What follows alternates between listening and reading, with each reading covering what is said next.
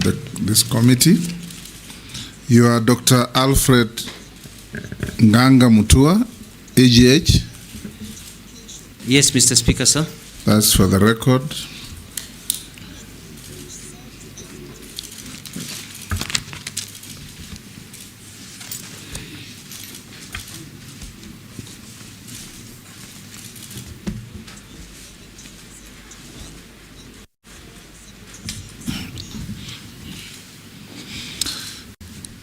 Welcome to this committee. For purposes of this hearing, we'll be referring to you as nominee, not by your official name. This is a committee of parliament on appointments. You're one of those few who are lucky to appear before this committee twice in 2 years or in less than 2 years.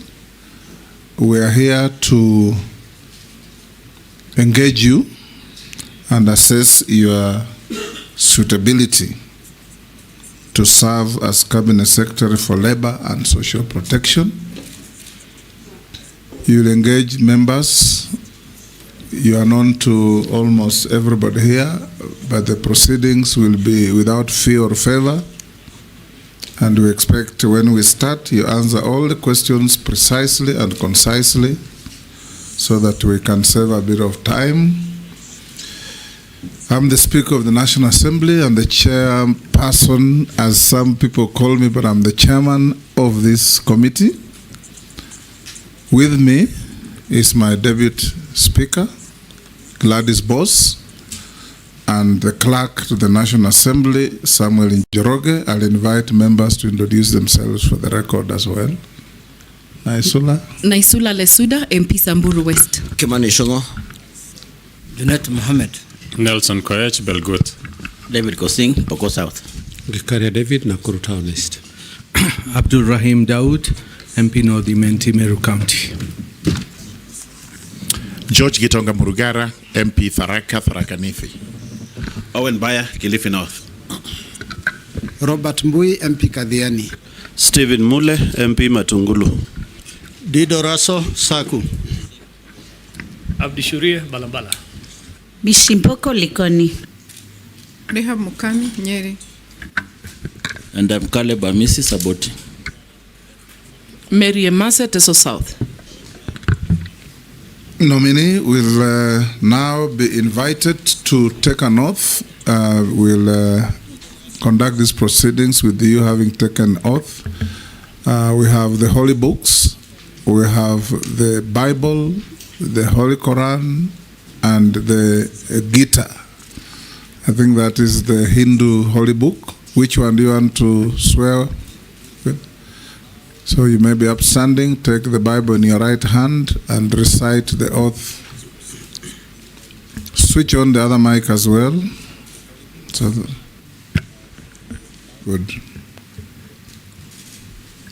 I, Alfred Mutua, do swear that the evidence that I shall give before this committee on the matter under its consideration shall be the truth, the whole truth, and nothing but the truth. So help me God. Thank you. You may take your seat and sign to the oath.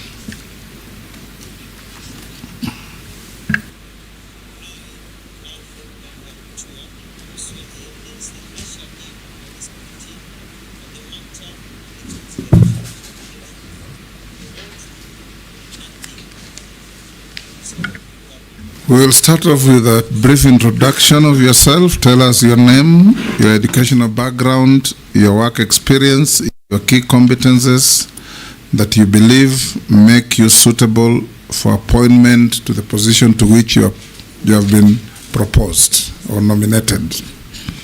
In under 5 minutes. Thank you, Mr. Speaker, honorable members.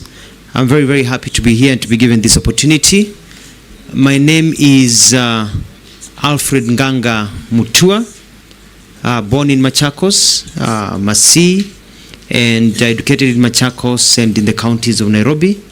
I'm a holder of a doctorate in communication and media, and also a master's of science in communication and a bachelor's in journalism. I have worked in Kenya in media houses as a journalist.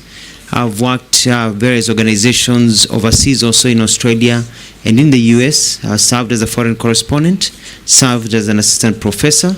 I was blessed to be the first government spokesperson of the Republic of Kenya, and also blessed to be the first governor of the great county of Machakos.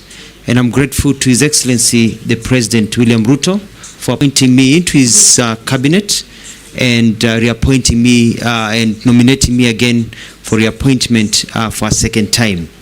And I'm quite happy about that. I want to say that service has always been at the forefront of everything that I do. And I've always been known to be one who believes in action and not just words. When His Excellency the President appointed me to be the Minister of Foreign Affairs, he gave me an opportunity for me to understand his thinking and understand the placement of Kenya in the bigger circle of where we are and where we are going as a country and the challenges that we face. I am grateful to the President that he has seen it fit to give me an opportunity to understand government by also taking me to the Ministry of Tourism and Wildlife, where I was able to combine the experience I had out there of how tourism has been able to grow.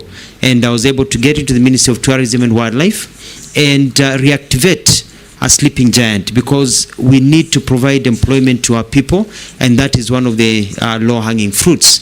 As a result, the numbers of tourism, we set up structures that we expect that by the end of this year we'll be looking at about 3 million visitors arriving into this country, if not more, with a trajectory of 5 million within another year and a half. We're also able to deal with issues of human wildlife compensation that had become a big problem by actually launching a new scheme, which was launched by the President, and paying out about $1 billion shillings to people who have been waiting forever, and I've put in systems so that more people could be paid.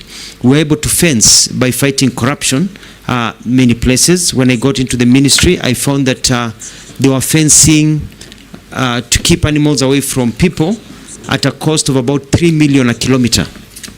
3 million a kilometer.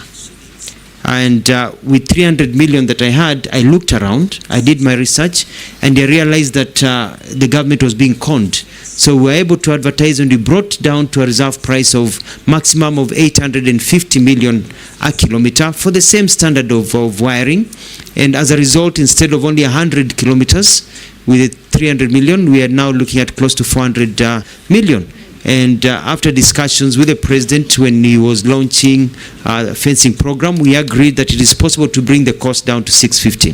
So we're able to do many things in terms of human wildlife conflict, build dams and other projects that will continue, and I believe I left the ministry at a good trajectory. I am quite grateful that the President has seen it fit to nominate me for the Ministry of Labor, and I think I understand why.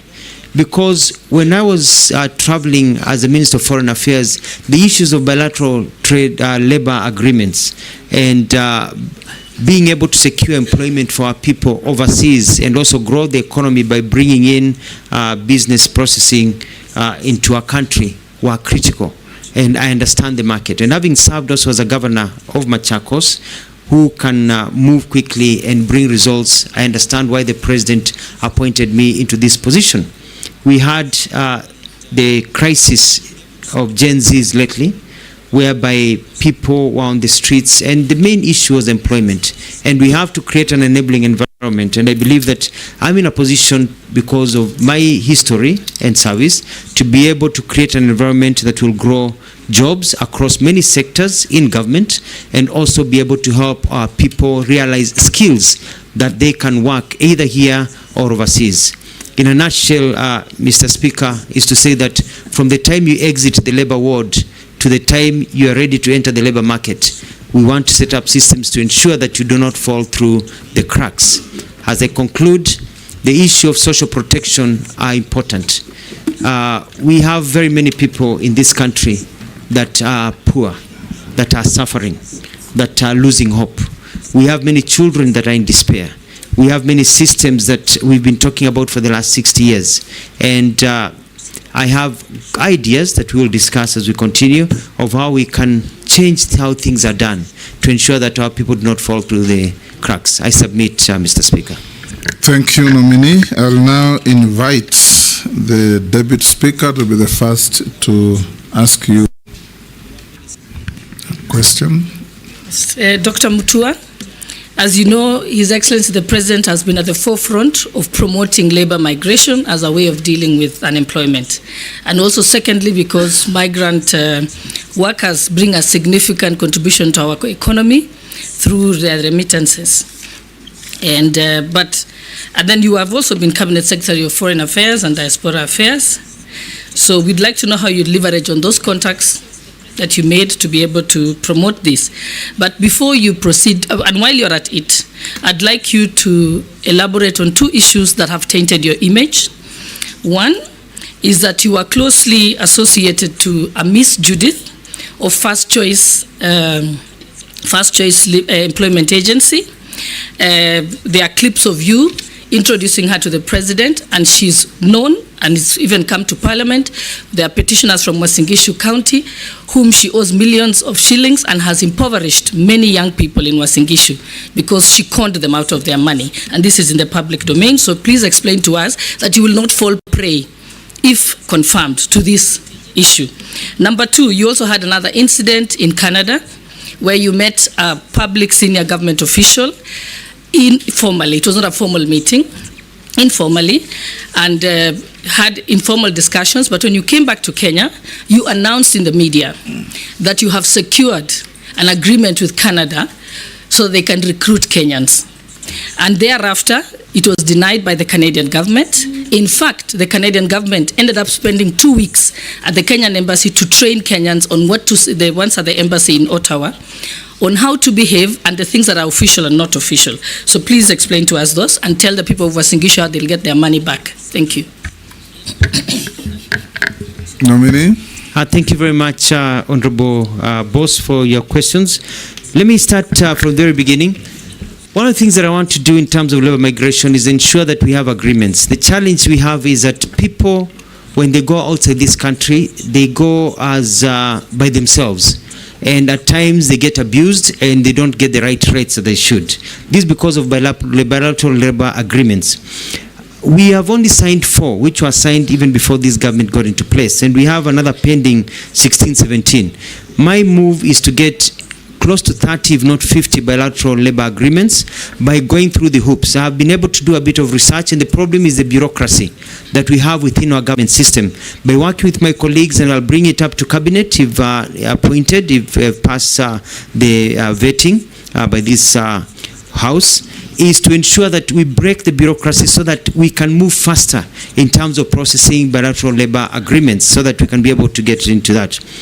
Now, when it comes to the issues that you mentioned of a lady called Judith, I tend to remember that we had a function at KICC where we had different stands, and the stand of Foreign Affairs and Diaspora was next to the stand of Ministry of Labor. And I'd never met this lady in my life. But she was the one who was showcasing what the Ministry of Labor, I was not the minister then, was showcasing the program that they had of what was happening. And when the president came, we were told to combine the two issues of labor because of diaspora at that time. And I was there with my PS and others, so I was introducing the president to the people who were presenting. And if you watch the clip, I didn't even know her name, and she introduced herself. That was the only time that I ever met her, and after that meeting, I've never met her again. So I don't have any conflict of interest. I saw her stories later on about her.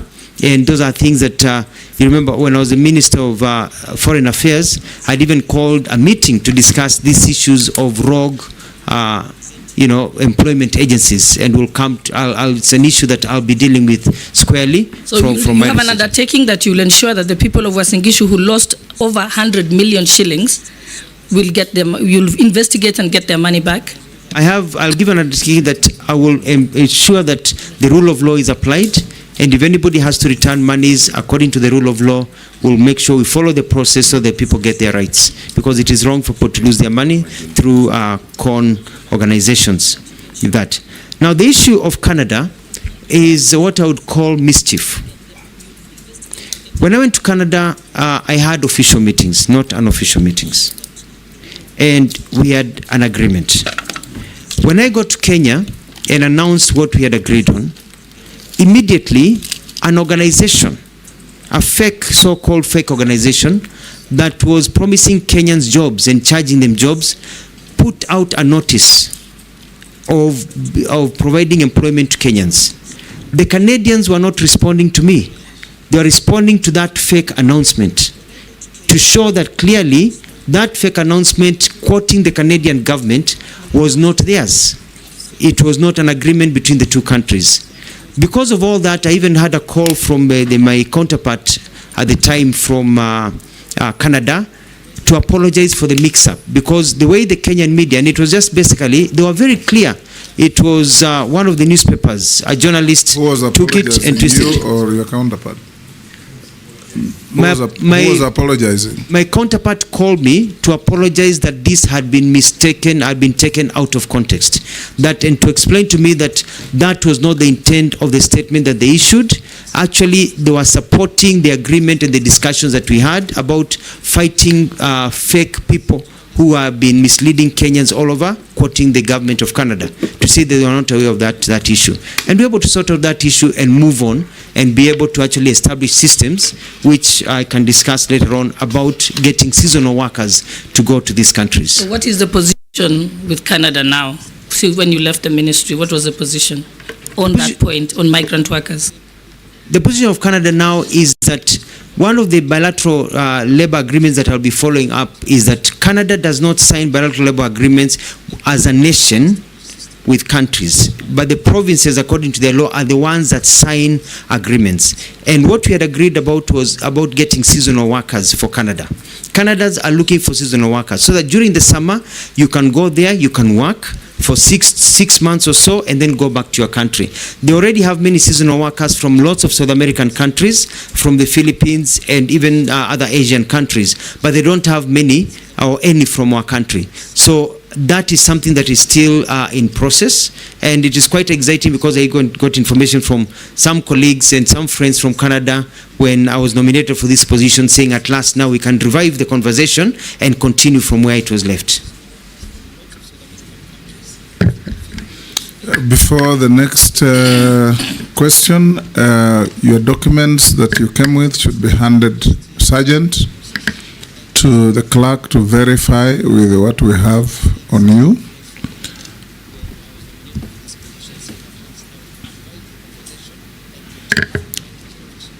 Majority Leader. Thank you, Honorable Speaker. CS, I'll just start my question from where you stopped on Canada,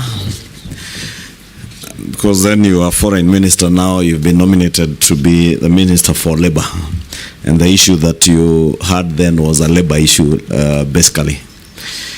I'd want to hear what are you going to do to now actualize not just that Canadian program, but we have since we established the National Employment Authority that has a system that is called the National Employment Authority Integrated Management System, that was created to be a portal where Kenyans, young Kenyans who are looking for jobs, can be able to access jobs even in the diaspora. This portal is there, but basically because of what has now been viewed as very poor communication by government, many Kenyans don't know about it. Many Kenyans don't access the jobs that are advertised there. There are some who you hear complain that the jobs that are there are low-cadre jobs in the Middle East and elsewhere, but not the kind of jobs that quite a number of our well-educated workforce is looking for. So I want to hear now, you, if approved as Minister for Labor, what are you going to do to ensure, one, that this portal has more professional and higher cadre jobs, but also Kenyans are aware and you create awareness to Kenyans on how to access jobs using this portal and other fora that you may create as Minister for Labor. And having served as government spokesperson, probably this is your opportunity now to engage with the young people, create jobs, and be able to show them how to apply for those jobs. The next, Jeanette. Thank you, Chair. Chair, my question to the nominee is, the last less than 2 years now, you have traveled a lot in terms of changes from one ministry to another. You started from Ministry of Foreign Affairs, then you went to the Ministry of Tourism, and now you are here to be vetted for the Ministry of Labor. In a brief manner, can you share with us what you have achieved in the Ministry of Foreign and the Ministry of Environment? No, these are the one, Tourism. Because it will inform us what's ahead of you. Let's take Naisula as well. Thank you, Chairman. Honorable Mutua, on 1st of March 2023, when you were the Cabinet Secretary at the Ministry of Foreign and Diaspora Affairs, you made a very important communication through a note verbal, where you informed diplomatic and consular missions, UN, and other international organizations in Kenya, that it was agreed in the interest of efficiency that the missions may communicate directly with departments, different ministries in the country. And you know, now even in the Ministry of Labor, you'll be dealing still with other countries. It is important for you to share with this committee and also Kenyans what informed your decision then, because normally we know that they write directly to the Ministry of Foreign and Diaspora Affairs, but now they could write directly to other ministries and departments. And the last question that I had is that how do you plan to handle the perennial industrial unrest in most sectors? For example, health, because you, as much as it is in health, you will play a critical role as the CS of Labor, that is in case you are approved and confirmed as the CS of Labor. Minnie, you can answer those three. Thank you, Mr. Speaker. Sir, Majority Leader Honorable Shungwa, thank you very much about the National Employment Authority. And it is true, they have a website that many people do not know about. I've been in government for very long. I've never even looked at that website. And you know the old adage that if you wink at somebody in the dark, you're the only one who knows you're winking. And that is exactly what has been happening. The Kenyans who are looking for work, Mwananchi who is looking for work, has not really known about this portal and what is available. So one of the first things that I'm going to undertake is to have a good marketing campaign to ensure that Kenyans know about the opportunities that are there. Kenyans do not want handouts. Kenyans want to be given opportunities. They want to know where they can get their skills. They want to know how to apply for jobs. They want to know where the opportunities are. And because there's a mistaken idea that the jobs out there that are available are only jobs for house helps. Whereas when I did a bit of research and I looked at the available jobs in the countries like Australia, Germany, Italy, Kuwait, Oman, Qatar, Turkey, US, Canada are looking for people, and they are ready to employ Kenyans in various areas. For example, the international community are asking for about 11,200 jobs of drivers. If you can drive, they're looking for drivers. But we have to be a ministry that is able to take the person who is looking for the work and connect them with the employer and teach them also how to get those jobs. I know what kind of documents do you need to get those jobs. They are looking for another 8,400 domestic drivers. They are looking for hotel workers. We've got about 3,000, nearly close to 3,000 people in beauty. If you've done beauty, to work in a spa, to be able to do nails. They're looking for those young people to be able to go to Canada and other countries. Also in firefighting, in all the different areas, baristas, in heavy truck drivers, construction workers. If you're a mason, if you know how to do carpentry, you know, Australia is looking for you. So we are going to make sure that people are able to know that regardless of the field you are in, nurses, doctors, people are looking for Kenyans to be able to work. So as we wait for the economy to grow, because our job is not to send people out of the country, we have to also grow jobs here. As we wait for our economy to grow, in the meantime, do not give up hope. We are going to make sure that we connect you to available opportunities and also help you gain the right skills so that you can be able to get to those jobs. Honorable Jeanette, you asked a question about moving from one to the other. The other day, I was thinking about my good late friend, Honorable John Michuki, who quickly served in the Ministry of Communication and Transportation, as it was called then, and then transited to Ministry of Interior, and then very quickly to the Ministry of Environment.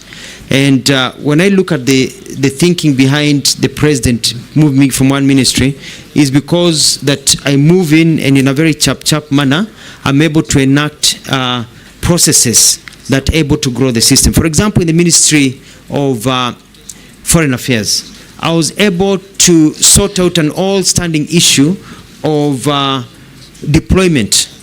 You know, for a long time people felt that they are deployed according to who knows who. I set up a system so that if you're in the service, you know that when your time comes, you don't need to know the minister, you don't need to know the PS, that automatically you fall into place to bring a sense of fairness. I was also able to work through to get a lot of MOUs that had pended to be quickly worked on and to move faster so that we can get into all these agreements so that people can be able to move faster.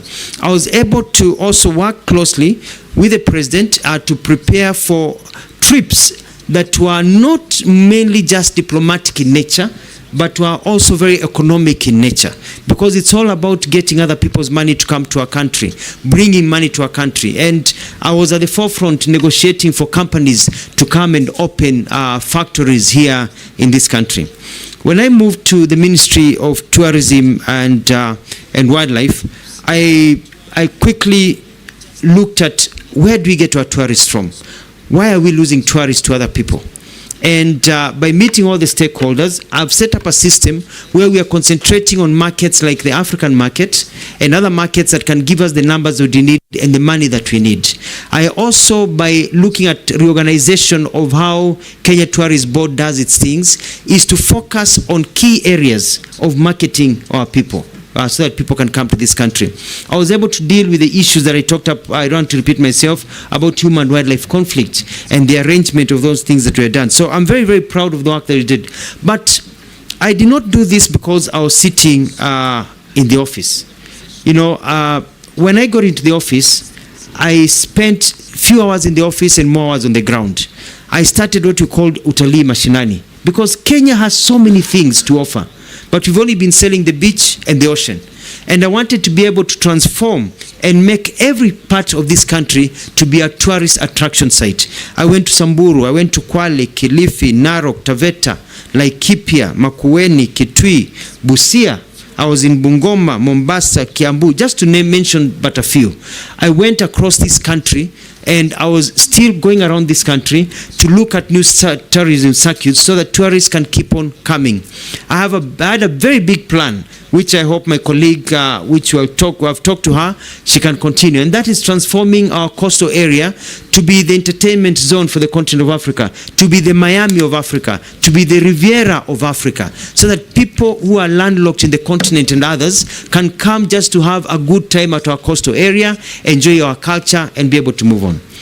On the final question by Honorable Lesuda about the note verbal, this was done not just by myself, but an agreement after cabinet discussions of how we could cut down the bureaucracy.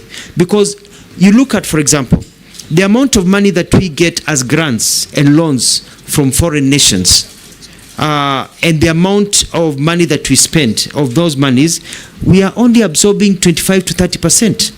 So here we are crying out that we don't have money for development, yet close to 70% or 65% plus of the monies from donor countries are unspent. Why?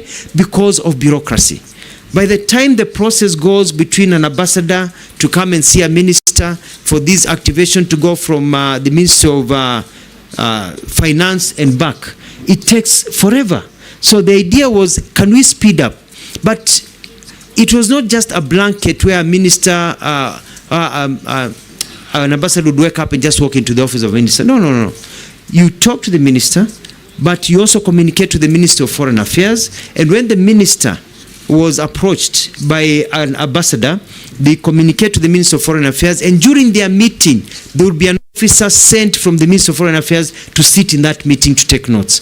What it was cutting was that direction of not verbal. A letter comes from my office, it goes to the, or comes from an ambassador, goes to the Minister of Foreign Affairs, the protocol division, spends a day or 2 days there as it's being sorted, goes to the relevant team, it's sent to the ministry takes 2-3 days before the minister sees it, the minister works on it, it comes back, the dates are wrong, and then now it goes back that you need new dates. It can take 2 weeks just to book an appointment of 30 minutes.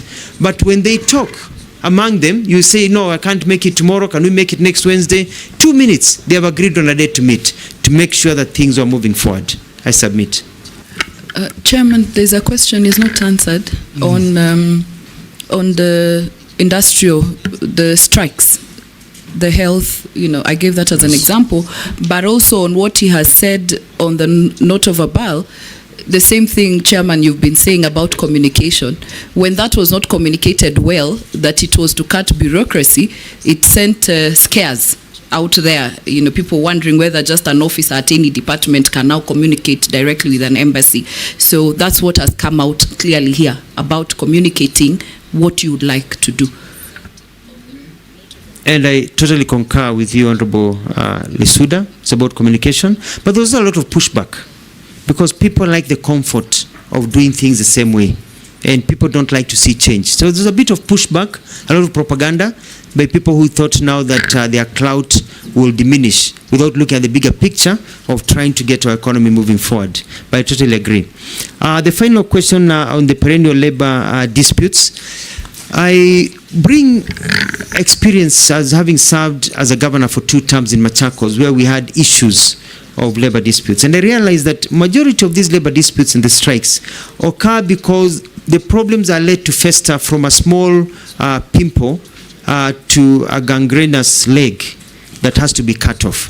And my technique will be setting up a system whereby there will be tracking and knowing the kind of problems they are in the industry, such that people, when the problem starts, we can intervene early. Because the Ministry of Labour has only been intervening at the end, when people are already on the streets. We need to intervene even before a strike notice is issued.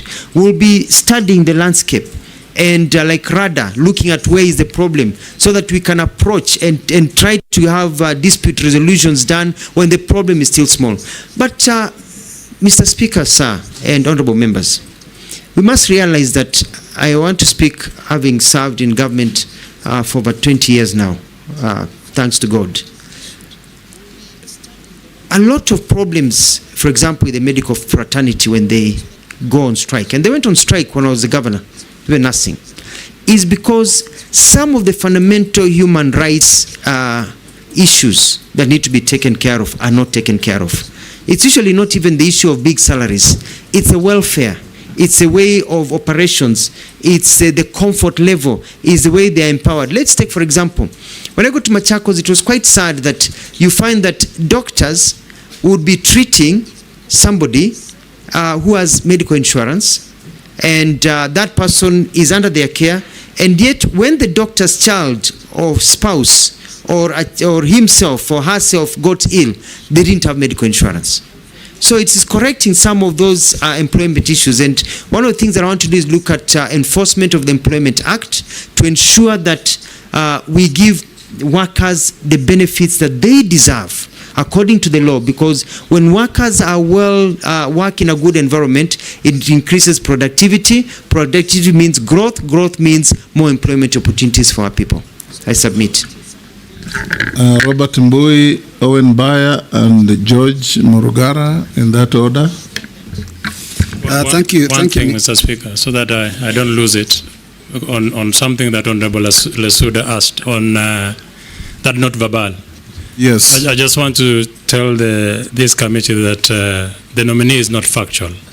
It's totally inaccurate. Challenge him. But one is that not verbal was the most unfortunate decision that has ever been made in the Ministry of Foreign Affairs. To delegate their core mandate was wrong. And that thing was reversed immediately. The Prime Cabinet Secretary came into office. It was wrong.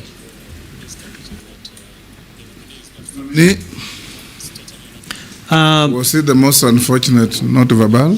Yes, and I respect Honorable Nelson Koech and the perspective that he has given. And I was chair of the Foreign and Diaspora and Defense Committee, and we had discussions about this issue quite a few times. And it was a government policy that was passed at the time. And it fit the bill at that particular time. And it served its end at that particular time. And the good thing is that I know that, government looks at opportunities that are given and changes that are there, and you alter them according to the times and the lessons that are learned. I submit. Robert. Yeah, thank you, Mr. Speaker. My question is about the cash transfer program for older and vulnerable persons that was started in 2007, and the purpose was to provide regular and predictable cash transfers to those older and vulnerable people identified in those deserving households. Now, unfortunately, that has not been successful because there's constant delays. Now, I want to point out 2-3 things. One is that there has been shifting goalposts over the period. At the beginning, when I was elected in 2013, there were issues of the banks that they would get their money from. Later on, it shifted to M-Pesa, SACCOs, and every time there is a change, it of course interferes with all those people that collect this money. Secondly, there is an issue of onboarding all people that qualify, because the minute the government says that people of a certain age are supposed to get it, there is also those who are of that age that do not qualify and their names are not picked up and they also don't get the money. And thirdly, there is the issue of interference by county governments. I'll give an example of Machakos County when you were governor in 2013, when the national government was picking names of those that would qualify to be given money. The county government also collected names at the same time, and those that were collected at county government obviously never got the money because there was no capacity. How would you handle those things given this docket? Thank you very much, Honorable Speaker. Honorable Speaker, I would like to address this question to our nominee on labor disputes. Nominee, this country loses billions of shillings because of labor disputes and strikes and such things. But the unfortunate thing that has always happened in government is we wait until a labor dispute comes, we see it looming, and nobody takes action until people give notice. They give 3 notices, and people go on strike and disrupt labor and productivity in the country. The Ministry of Labor has a mandate to preempt strikes, to have a discussion with human capital to ensure that we don't get into situations like that. Like when KQ had its strike, it was devastating to the economy. But we had a minister in charge, and there wasn't much that was done until now it came to threats, to courts and all that. But at that particular time, the country is grounded. How do you intend to be different such that this ministry is useful in terms of ensuring that this is not a country that chases away investors because of labor disputes? I thank you, Honorable Speaker. Thank you very much, Mr. Speaker. Nominee, unfair labor practices, very common in our country. The labor and employment courts are actually flooded with all these cases where we just don't do it right. You are going to be the custodian of government policy as regards employment. One of the most unfair labor practices in the country is for the government to take interns, young people on internships. 1 year after that, they are let to go. And yet those government departments soon thereafter start advertising for positions, and we also know that people go on retirement, natural attrition. Would you be bold enough to advise the government that these interns should actually be the first port of call for the government. It matters employment, and as we speak, they are looming strikes because of the first 5 or 6 cohorts who have been released. Nominee, you can answer those 3. Thank you very, very much. Let me start with Honorable Mbui on the issue of Inua Jamii. I think the challenge we've had with Inua Jamii is that, and I've done my research, is that people have tried to be creative, and it is now improving, but it's an old syndrome, and that's why we have devolution, whereby you are giving 2,000 shillings to an old grandmother, and you want that grandmother to travel from the small village in the middle of nowhere and go for 100 kilometers to the county headquarters to get the money. But this eventually went down further, even to M-Pesa and other systems. And my study is that we are still not being able to get to the ground completely, to the people who are most deserving.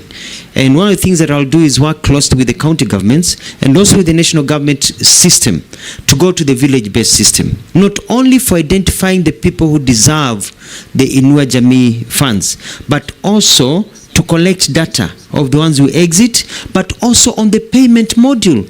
Why should I spend 300 shillings to travel to get my money or to the nearest M-Pesa place, because some of these old people don't have the M-Pesa monies, and then travel back, with the same money. So I'm going to find a system of getting the money to the people at their doorstep, more or less, in a progressive manner. As you know, we already have about close to 1.8 people in the system, and looking at how we can get 1.8 million or 1.8 people? 1.8 million beneficiaries, people, and now we want to move it to, according to what has been discussed in the cabinet I served in, close to 2.5, and continue to onboard them. But I'm also concerned, Mr. Speaker, about the classification of people who are suffering from various disabilities, because the monies don't go to the disabled person, they go to the household. And so you find that many disabled people fall through the cracks. If you've got 1 or 2 members of a family, then that becomes one unit. And furthermore, the disabled even have at times higher challenges than the abled. And we may need to be fair in this country and see what we can do to give them slightly more money compared to what we have. Initially, everything was pegged on the US dollar. It was supposed to be $20, but with how the economy has grown now, they are getting 12 to 15 US dollars, not the original 20 that was thought of when you look at the inflation and the changes that are there. So this is an issue that is very close to me. I mean, the question about Machakos, I think there was maybe a miscommunication, because the government of Machakos that I served in as a governor never collected names for Inua Jamii or social protection. The names we were collecting was for water mapping. We were doing research to find out what are the needs in terms of water delivery in the area as a marker of poverty. But our data was for county government. The national government was collecting its own data. Moving on to the second question by Mheshimiwa Baya about disputes. I agree with you. And I'm going to set up, if vetted and this committee proposes my name for appointment, an early warning system. And I'm going to look at all the sectors and have people who are confidently can come. I keep an open door policy for those members of parliament that have even come to my office to see me. I keep an open door policy for the different sectors to talk to me. Let me know what is going on, and let our systems know so that we can get and arrest them, as you said, early. Take care of this wound before it becomes problematic and before the disruptions that are there. And also when the disruptions are there, I'm very good at bringing people together and being able to bring harmony, which is one of my big successes that I did when I got into the Ministry of Tourism and Wildlife. I found a lot of people warring and fighting each other, and was able to bring peace and calm within a very short time.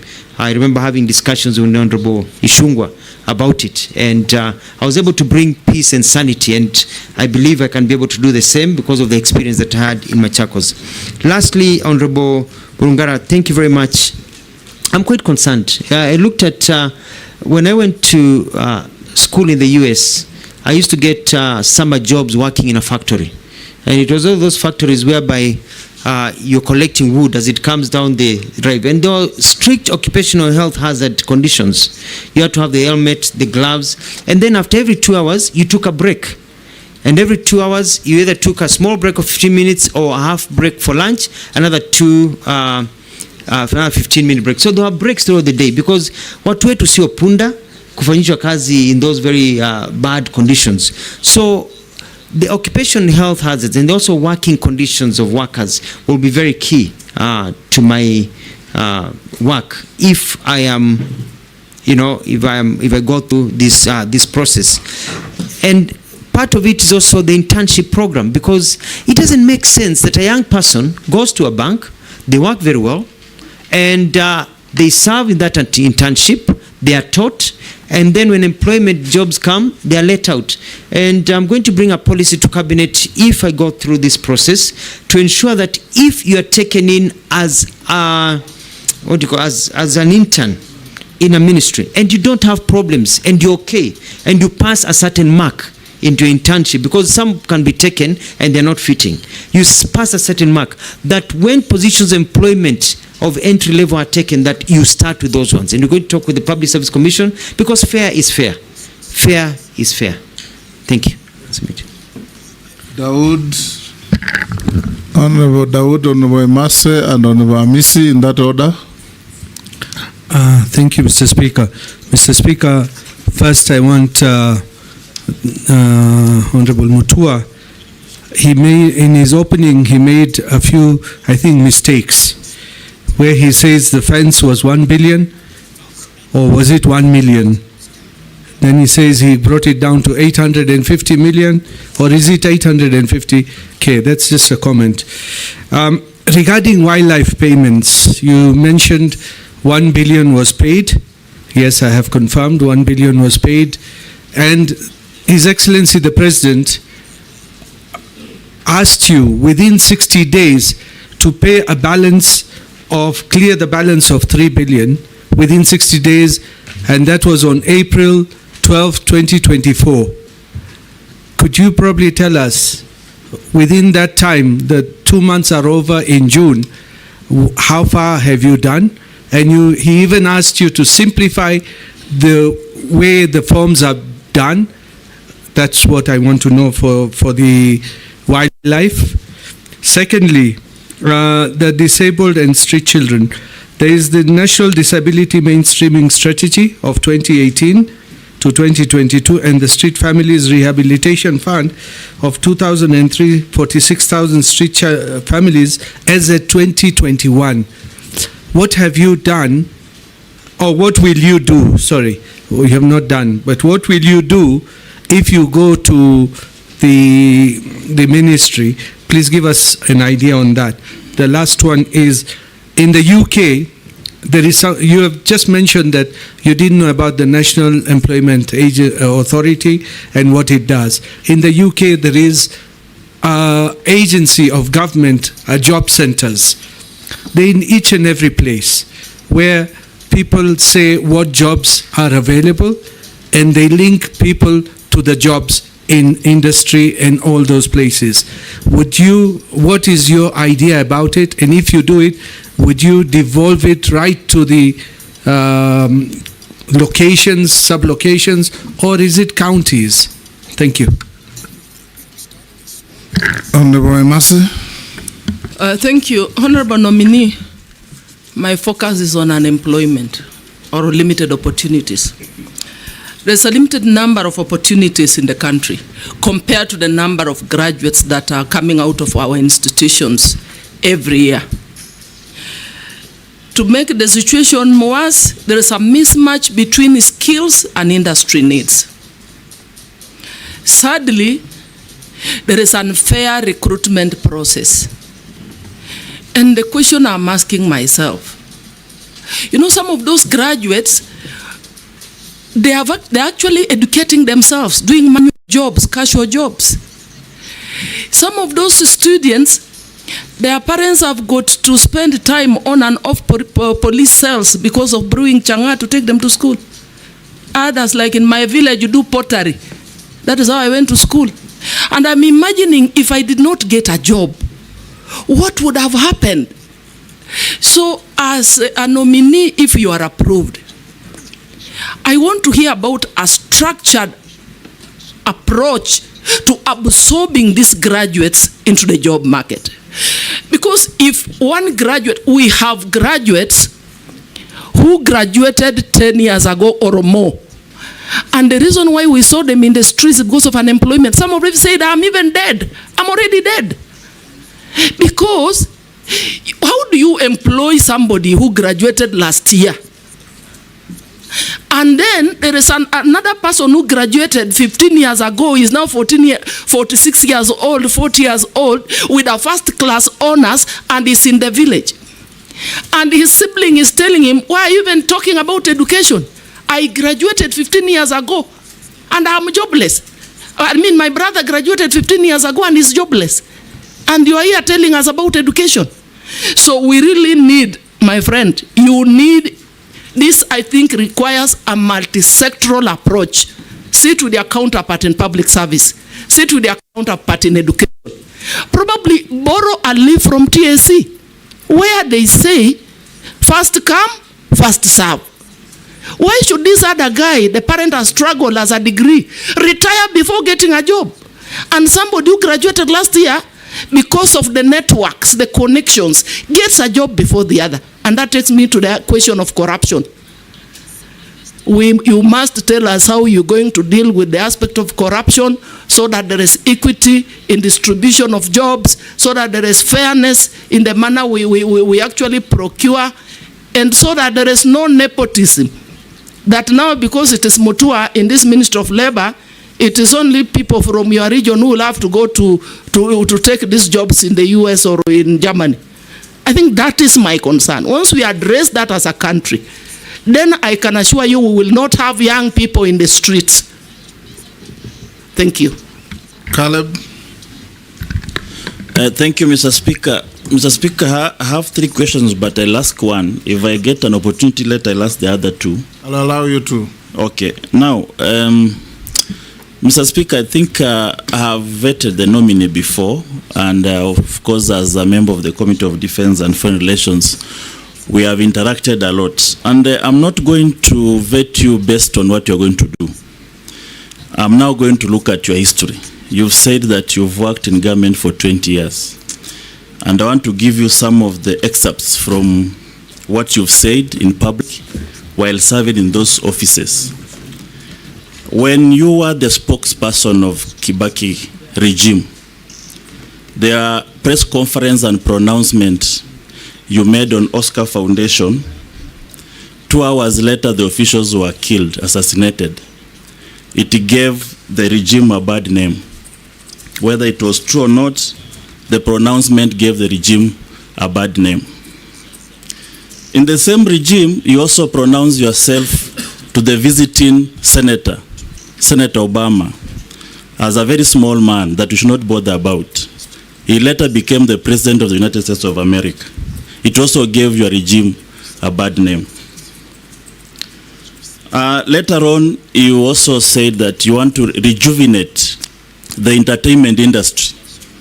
And you started a Cobra Squad as one of the things that you knew this one is going to revitalize the arts and the music industry.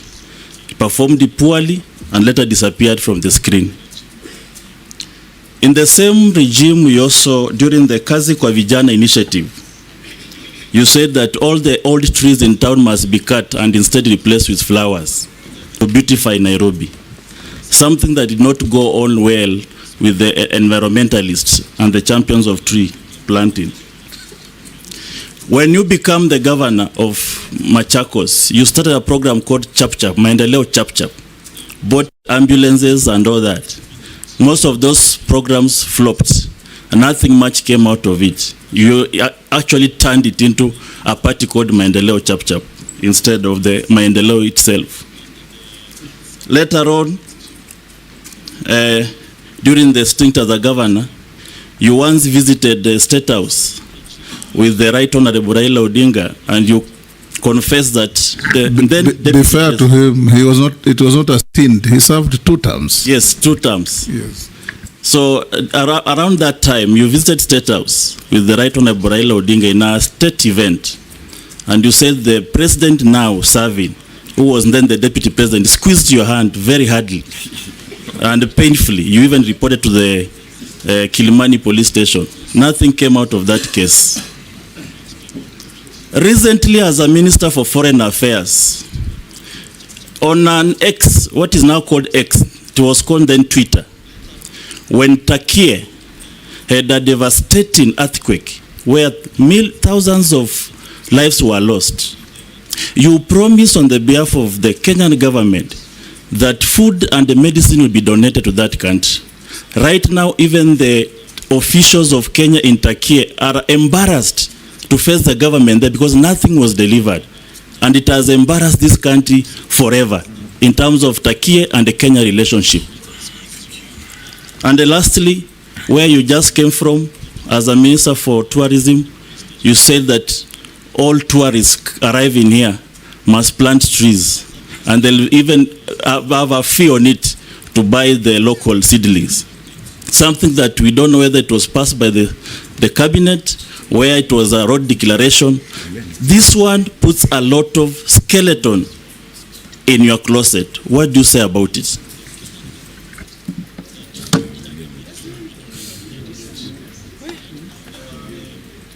Mishi? Yeah, thank you, Honorable Mishi, Chairman. you hold, I think that's quite a mouthful. Let's have those 2.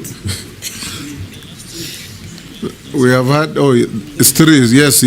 Dawood, Mary, and Mrs. Churchit. Thank you, Mr. Speaker. So let me start with Honorable Dawood. Just to clarify on the figures, is that there were Ministry of Tourism and Wildlife, especially the Department of Wildlife, through KWS, were advertising for tenders that are being given at an approximately 3 million shillings a kilometer, which means when you have 300 million as an allocation, you only have 100 kilometers. And by bringing it down to 850, instead of 100 kilometers, we're able to get 352 kilometers of fencing. And that saves money for 90.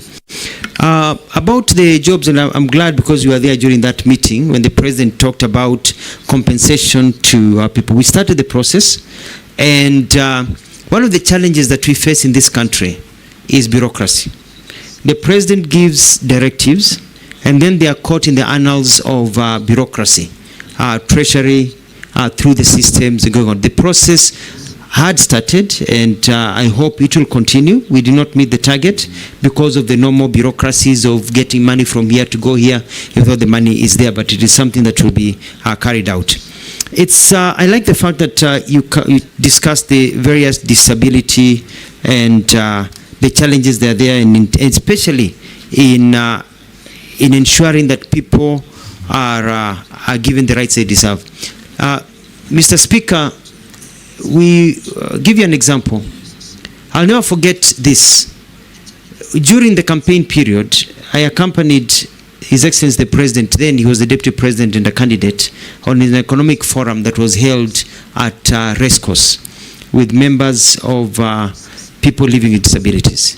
And one lady spoke about the challenges she faces as an employee because her child has autism, and the problem she faces because she can't even take time off for some of the things that need to be done to take care of that child, and the lack of support systems, and the challenges that our people living with disabilities go through.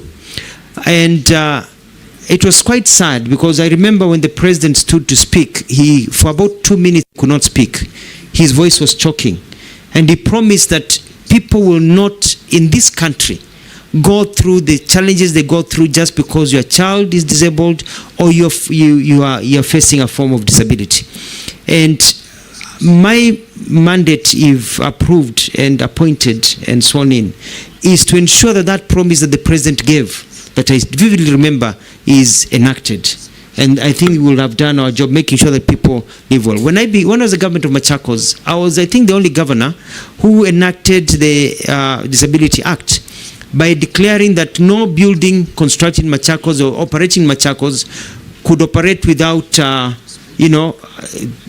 places where would be comfortable for the disabled, for example, with ramps and others. And we shut down buildings.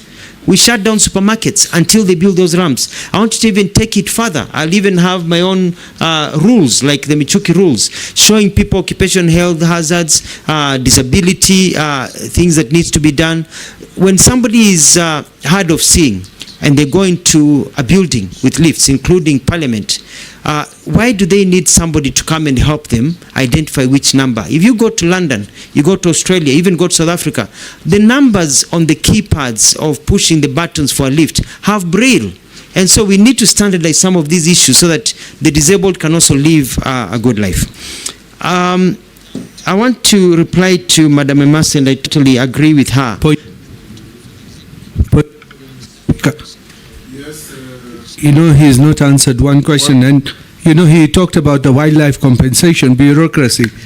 I want to put it to him, he's part of that bureaucracy, which he has not told us how much did he manage within the 60 days His Excellency gave him.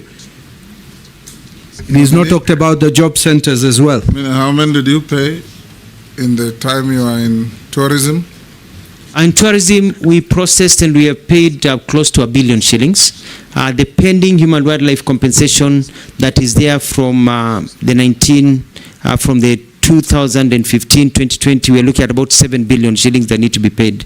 And you pay according to the exchequer that you receive and the clearances that are given through the exchequer. Paid $1 million. We paid $1 billion. $1 billion. $1 billion shillings, and the paying is still ongoing and the process are going. And I've been able to streamline. And what we've done is that we've put together a scheme service, and we got a scheme administrator. So it's not just the government officials sitting down with paperwork, who now when there's a human wildlife conflict, we've even bought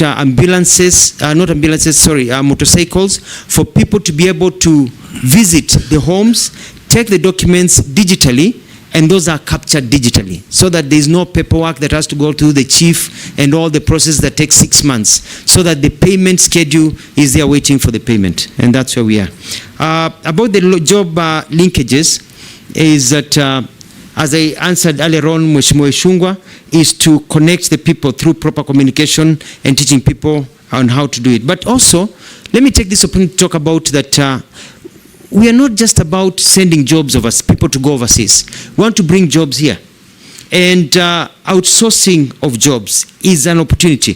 Today, in the world, when you talk about labor migration, Philippines is leading. But from my research, Philippines is no longer sending people overseas, but more people are getting jobs in Philippines, within Philippines grounds, by BPOs, and we are going to, and I'm going to push, if I'm confirmed, to get more companies to bring their outsourcing to Kenya for accounting services, for telemedicine services, for telephony services, so that people can work from here for overseas firms, but in Kenya. And that can just be as many people as the ones that we are sending people overseas to work. So it's an area that I'm quite committed. Mheshimiwa Emasi had a very good point, and that is clearly that when Kenya Kwanza was campaigning, remember the slogan by yours truly, Mheshimiwa Speaker, that mtoto wa maskini na tajiri watakaa kwa meza moja. It is not just about who knows who in our country. And that is the system that we want to put into place. And the high unemployment that we have here is also based on skill development, because you need at times to retrain yourself to the market. You've studied to be an engineer, and there's a finite number of employment opportunities for engineering. And if they're not there, they're not there. And so at times we need to show people how they can restudy and get new skills to add on to the skills that they have, and also how to be able to diversify. And so the area of skill development is very key. For example, the issue of languages. Opportunities arise with languages, and one of the things that I'm going to push is for our TVETs and our skill development, so that as you learn to be an electrician, you're also learning a foreign language, German, you're learning Spanish, you're learning Italian, so that by the time you're done and there's an opportunity in those foreign countries, you go and plug and play. At least you've got basic understanding of those languages. But also, we need to train people for ways they can get jobs. For example, Canada, when we had a discussion, had specifically say that for them, for plumbers or electricians, there are basic minimums that people need to have, certain ways of doing things, so that we have our curriculum based on the market. When I was served as the Minister of Tourism and Wildlife, I started changing the way utalii works. Because utalii has been churning people out with the same skills that they had from the 1970s and 80s. Vile unapanga kitambaa, vijiko, the way you cook is the 70s and 80s. The world has changed. So that now the market tells you these are the new international standards. So that when people leave utalii college, for example, or leave any TVET, they don't have to be retrained to work anywhere. So that it's plug and play. So that is very important. Now let me come to the issue of corruption, and I have always been known to be very fair in terms of work and labor, and I'm going to ensure, like what our president has told us, that you did not nominate me to be a cabinet secretary if approved of Ukambani or Machakos, where I come from, but a cabinet secretary of the entire country, because nobody sends a postcard to be born from Luya land, or from Kisii land, or from Turkana, or from Kiambu, or from Coast. Nobody sends a postcard to God. It's where you're born. And you have a right to receive government services properly without fear and favor. And it's the same way in terms of opportunities for jobs across the entire. So I'm going to work with my colleagues, and our president has been at the forefront of this, and if I'm getting an opportunity to join his cabinet, we're going to push this to ensure that there's equity in terms of people getting opportunities, especially also people suffering with disabilities, and also our young men and women who can work. Honorable Caleb, Mheshimiwa Speaker, has made quite a few allegations, and I'm going to answer them one by one, and it's unfortunate that most of them are basic propaganda, but I'm going to prove so. Number one, the Oscar Foundation issue that happened was quite unfortunate. Yes, Mr. Speaker. But it doesn't come at the end. As a Kenyan who has sent a message that you took the former president of Machakos to launch a modern Dubai-like city. He's asking me to ask you, where is it?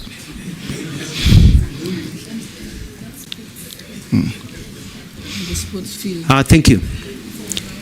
The Oscar Foundation issue, we had a security meeting in the morning, and I want this to go on record, and led by the head of public service then, police commissioner and others as a government spokesperson, and we agreed that this was a statement that was going to be issued. The president was briefed. I issued the statement because the legal practitioner and I think the DPP was preparing documents to be able to arrest and take them to court. Later on, after that statement, we heard about the murder or the shooting right outside Parliament of the people that we had also mentioned. It was pretty unfortunate, and I had nothing to do with it. I was doing my job as agreed in a proper government system. Secondly, Mr. Speaker, you have traveled to the US, and like all houses of Parliament and Senate, when you go in as a freshman, and then you're a sophomore, and then you're a junior, and then you're a senior. So you start in the US system as a sophomore, you start at the bottom, and you work your way up, so you become now a senior senator, a senior document. So when we got the letter from the American Embassy about former President Obama coming to Kenya, the title was the Junior Senator of Illinois, which in the US is actually a positive. It means you're not a freshman, you're not a sophomore, and that you're nearly a senior, that you have graduated, you're actually high in rank. You're not a junior. You're not, you know what I mean? So you're the junior senator, and that's the American system. And I studied in the US myself, and that's a system even when you enter university. You're a freshman, a sophomore, a junior, and a senior. And so when we issued a statement, referring to the letter of the Americans talking about the junior senator of Illinois who visited. You look at my statement, that is how we were mentioning his title. And that is the title he had. It was nothing to do with demeaning Obama, who we believed in. It had nothing to do with the comments he said. It was basically his title. You are a majority leader, you are a speaker, you are a minority leader. That's how it's a title that he had at that particular time. Number 3, you asked about Cobra Squad. Cobra Squad was a personal initiative, very successful. I want to say that I bought my house in Nairobi with proceeds from Cobra Squad and went on to produce many other shows like Beba Beba, which I think you've seen it, and many other shows that my company still produce and do other things. And Cobra Squad was very successful even across Africa. Even today, I still get royalties from it being shown in Zambia, Tanzania, and many other countries. During our second season, after the end of our second season, one of our main actors unfortunately died in the fire that engulfed the former Nakumat that was at Moi Avenue. And it was felt that we could not continue with the third season after that tragedy. And that is how we stopped Cobra Squad, out of respect for the death of one of our workers. So, Mheshimiwa Caleb, it was not a failure, it was a success, big success. But also we are people with a heart. About Kazi kwa Vijana and the tree planting and the organization, I took the former town clerk Gakuo, together with some colleagues to Dubai to look at how to beautify our country and the national parks. And I remember spending so much time planting trees in the streets of Nairobi. I even count some of the trees I personally planted right here on Harambee Avenue and over here. And we started an initiative to plant trees and beautify. Now, a decision was made that there will be an expressway, the existing expressway that is there, and that the trees on Uhuru Highway, because the expressway was going to pass on top, had to be removed to allow for the expressway, and so that we have short bushes and brushes. And that was what was going on. It had nothing to do with cutting down the environment. We were planting many more trees and reorganizing many other things. Mr. Speaker, I'd like to go on record. Something. Just a small point of order. You said you went to Dubai to see how to beautify a city. Dubai doesn't have any trees, it's a concrete jungle. So how did you learn that from Dubai? We found that in Dubai they have one of the best parks in the world with very big trees and amazing flowers and beauty that you can't believe it grows in a desert. And the challenge was, if it can grow in a desert, if this can grow in a desert, if you've been to Dubai, you've seen, you know, what they're able to do with the trees on the sideline, the palm trees and the forest, then you understand if you can do it in a desert, what about in a place where it rains more than the desert? And that was the lesson that was learned. Now, when it comes to my success in Machakos, I bought ambulances in Machakos that cut down the time it took from a person from being taken to hospital from the half an hour to 2 hours on a boda to 1 to 2 to 3 minutes. When you call an ambulance in Machakos during my tenure, it took 3 to 5 minutes. We had one of the fastest, if not the fastest, response rate in the continent of Africa. Very successful. And it was so successful that I was even given an award in Africa as the best governor in the continent of Africa. And the ambulances are still there in Machakos. And they are extremely successful.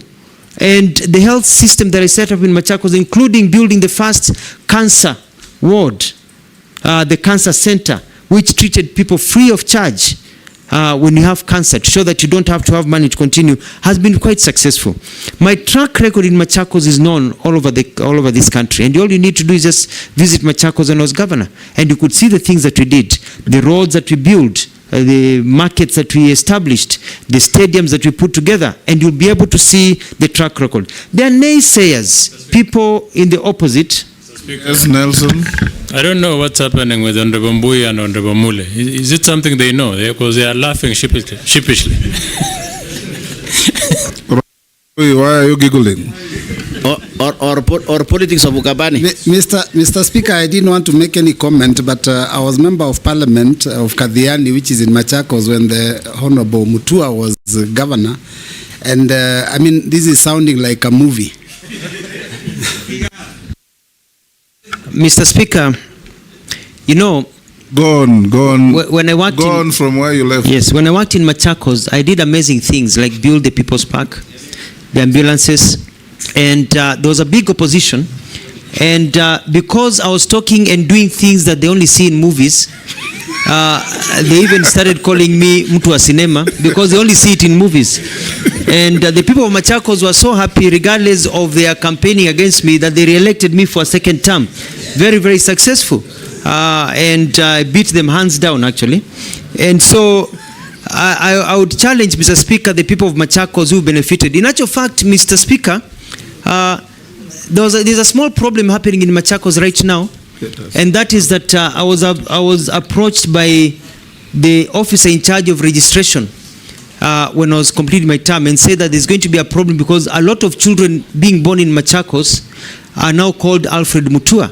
But I said they are not mine.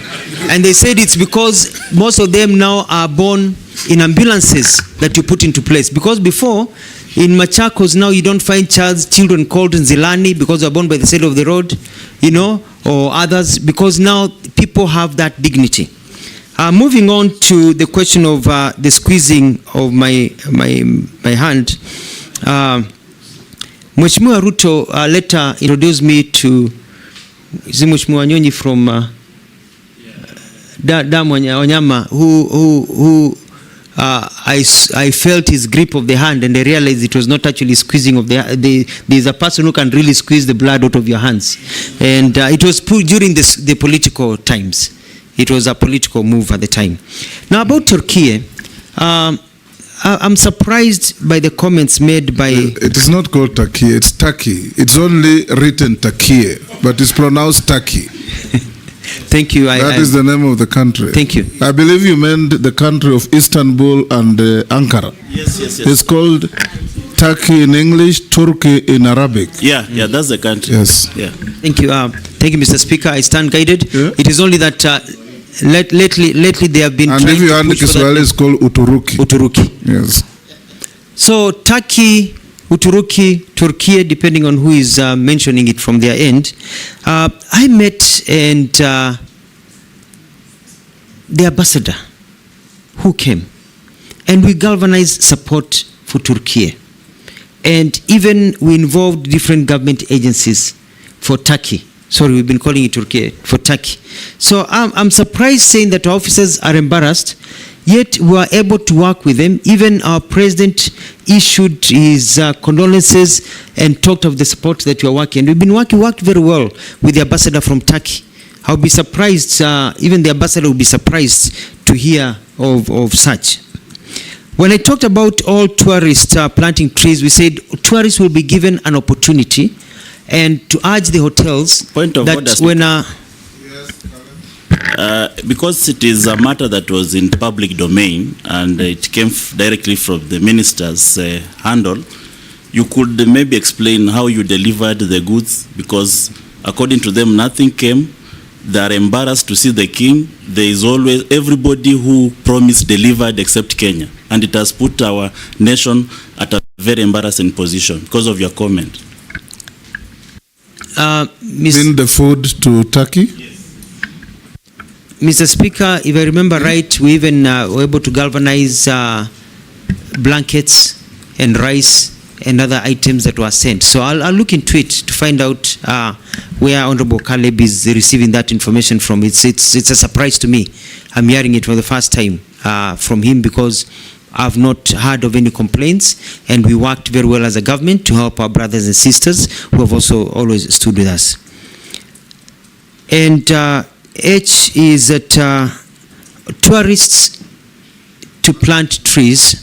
We issued and we say that we are going to encourage tourists coming to our country, and hotels, and I had a meeting with the stakeholders to be given an opportunity to plant trees, and even came up with a formula which they have actually been using, where you are asked when you come in, do you want to add 20 shillings to your bill, so that that 20 or 50 shillings is for a tree where you can plant and they can show you to plant, and that is something that now is starting to take traction as it continues. So it was not physical planting of trees, it was fundraising for tree planting. It was fundraising for tree planting, and for the ones who want to plant trees, we had even designated an area at Nairobi National Park where people could go and plant trees, because some of them are so keen on the environment to go and plant. And the idea was to showcase where Kenya is in terms of environmental protection. It's an opportunity for people, and many people are very happy to be given that opportunity. And I know, honorable members, you've gone to places where after you make a payment, they ask you, do you want to add 50 shillings for this? Do you want to add 70 shillings for this? So it was that opportunity to be able to serve. Point of order. And lastly, was that money accounted for? Yeah, that's what I wanted to ask, Speaker. When you said fundraise, was it an approved cabinet decision? And if it was, how much has been raised up to now? Sorry, Mr. Speaker, not fundraise, but be able to give people an opportunity. For example, if you come to a hotel and the hotel tells you, we have seedlings for you to be able to plant a tree. The seedling costs 50 shillings. Whether you can plant a tree or somebody plants a tree, do you want to contribute to it? You say no, that's it. You say yes, then you ask, do you want to be able to go and plant the tree, or do you want the hotel to plant the tree? So it's all about, and the government has been collecting numbers. It will be continue collecting numbers from all stakeholders who have engaged in tree planting. It's like the little change you throw in a basket in a supermarket? Something like that? So, yeah, but you're given an opportunity to say, yes, I want to be able to plant a tree myself. And many people opt to say, well, I don't have time to plant the trees, but can somebody else from the hotel plant the trees? And the hotels will be able to galvanize and say, as a hotel industry, we have planted these trees. And this is something we had agreed with the industry. So it was not just me speaking, it was about an agreement with the industry. And lastly, Mr. Speaker, and let it go on record here, because many dreams of our Kenyans are destroyed by selfishness of leaders. And forgive me for saying this. When we came up with a program of Machakos New City, we brought investors who signed MOUs worth 2.1 trillion shillings to bring investment not just in Machakos but across the country, using Machakos land that was available and other systems. And we started the process. Mheshimiwa Johnston Muthama and the Wiper Party went to court and got an injunction against us. Point of order, Chairman. Point of order, Chairman. Yes, because he's just named my party. Let him finish. He just mentioned my party. I'll give you an opportunity. Okay. Let him finish what...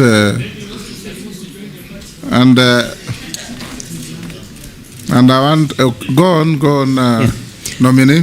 They went to court and put an injunction, and an injunction was issued by court that we cannot proceed with that program until the court rules otherwise. The court took 5 years. Justice delayed is justice denied. Despite that, we were able to continue. And when the court ruled, and I remember it was Justice Odunga, because I have the court case, when he threw out that suit and said actually it had rendered the people of Machakos poorer over time, because all those investments were lost. They went to Rwanda, they went to Ghana, they went to South Africa. Today, as we sit here, some of the problems we are facing with Gen Zs is because we've not been able to grow opportunities for them to work. That was a valid dream that was stopped by leaders who are more concerned about political clout of one another rather than taking care of the people of this country. We have to be able to be selfless to know that some programs you may not support them, but they are good for the country. And you support them because they provide employment and opportunities for others. We lost, the person who has built Dubai Mall, he came and he committed $400 million. That is the one that had a component of Formula One? Yes. The same component. He had committed to put a sports city and hotel system and everything, and even connect the highway from Machakos all the way. He came, he met the president, he met us. I went to Dubai, we signed an MOU, and the MOU is still there with him. But when it went to court, he took his money to Rwanda, and the rest of the money he took to Angola. Who lost? The Kenyan poor. The Gen Zs were demonstrating because of that. What is your point of order? My point of order, Chair, and I want Kenyans to listen keenly to this. Yes. Mr. Speaker. The nominee has accused the Wiper Party of taking him to court. Now, at the point when he came up with this proposal, he had just been elected as Governor Machakos County on a Wiper ticket. I was also elected as a member of parliament on the same party ticket. I was not involved in any issue to do with with a court case. Neither was the party, because the party decision would have been taken at the national election, the NEC Executive Council. So when he says that the Wiper Party took him to court, he's being economical with the truth. I do agree that the senator of Machakos, who was also a Wiper member, may have been involved, but not the party. I would like to see some evidence that puts the party in court against him. Let's settle that the senator who went to court belonged to Wiper Party, but it may not have been the Wiper Party that took him to court, so that we make progress. Who are the parties to the case? You say you have the case? Yes, it was... who was the plaintiff? It was Senator Mudhama. Yes. And to Senator Mudhama, and when he went to court, he said he represented the views of his party and the party machinery. So I withdraw, and so we leave it as Senator Mudhama. And but you see, Mr. Speaker, sir, yes, this was done because, from my perspective, I may be wrong. It was felt that if Mutua is able to achieve this greatness, then it will deny others clout, and I'm saying I may be wrong. I'm just saying that I felt that the reason that was stopped is because it was felt that I needed to be put in my place so that check. I do not overtake other leaders in terms of supremacy. So I just feel that it shouldn't have come to that. Point of order. Yes, Deputy Speaker. I hope that the nominee knows that you're actually under oath, so you risk perjuring yourself. You do realize that. Free legal advice. Dawood, can the nominee confirm he was chosen on which party in 2013? Was it Wiper or any other party? He already said he was elected on Wiper. Okay, let's make progress. Let's make order. Shuria? I think, Chairman, I'll just suggest if the nominee could just stick to the issue of his, rather than just going into politics, just to save us time and also. Yes, you have finished answering to all the counts on Mrs. charge sheet. Now let's go to Mishi. Yes, Mrs. He has answered everything, including the one that was sent in by a member of the public. It's not a court case. Yes. The reason why I've pushed all those is because of your history. And you know, there is developmental stage. You can't just go to a country, copy something, and replicate here, and you think everything will work. So it puts the office you are holding in jeopardy, the name of the country, the name of the citizens, because of the theatrics manner or melodramatic manner you operate in your office. That's why I brought out those issues. I'll take the next three. Mishi, Honorable Mishi, Honorable Shuria, and Honorable Raso. Thank you, Honorable Chairman. Honorable Chairman, my question will be on Kenyans working as domestic workers in the Middle East, and I want to focus in Saudi Arabia. And my reference will be the gravity of the reports concerning the mistreatment of Kenyans working there, ranging from denying of food, beaten to death, taken to jail under unnecessary circumstances. Honorable Chairman, just recently, and I want to say thank you to you because you're among those people who assisted me together with the Cabinet Secretary, Prime Minister Musalia Mudavadi, to bring the body of one of my electorates, a lady who was working in Saudi Arabia, traveled with his employer to Egypt, and after 2 days, he died under unclear circumstances. It took us 1.5 months to have the body brought to Nairobi, then transferred to Mombasa. Honorable Chairman, I know there have been some reforms regarding the same issues, but I'm feeling that somehow there's no law enforcement, and I believe they are what we call international labor standards or labor laws, and we also have those who are domestic. And most of the time you are talking about this issue We are putting some reforms, but yet nothing has been done. In the reports of that case which I've just mentioned, it has written that the death of this lady is under investigation. And this is not the first time. I had another previous case some months back. It had the same report that it is under investigation.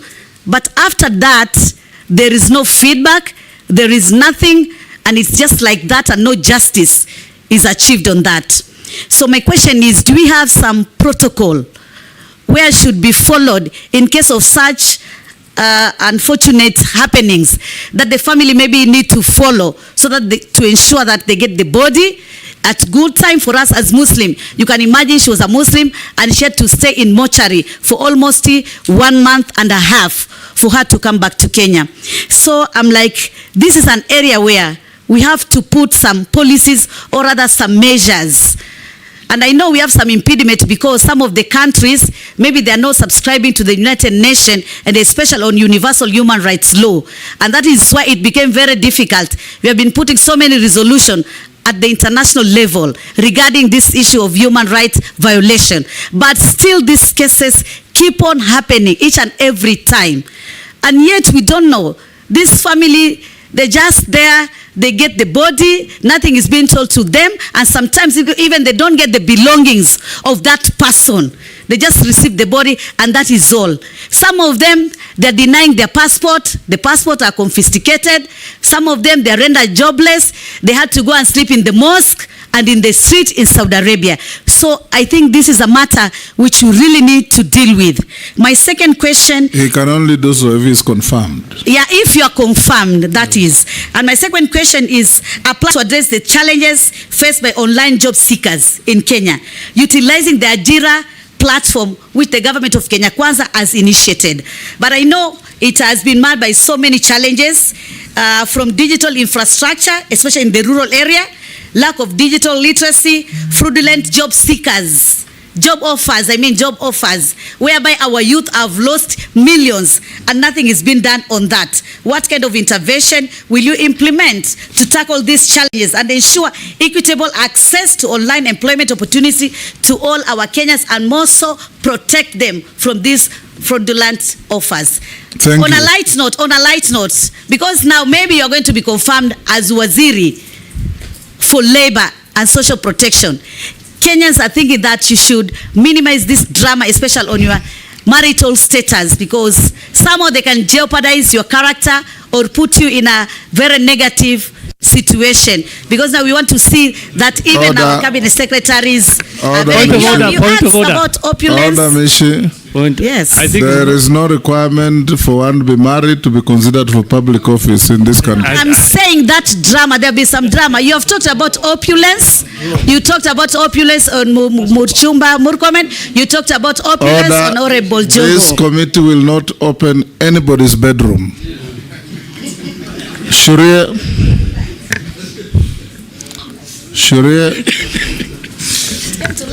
stop laughing and ask a question. I think, Chairman, it's best to protect people's bedrooms, as you said. We don't want those matters coming out here in the public. I think...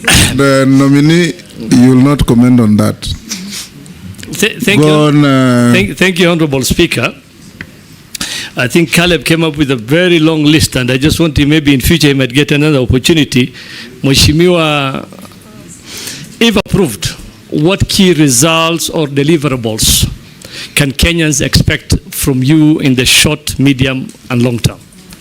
I thank you, Honorable Speaker.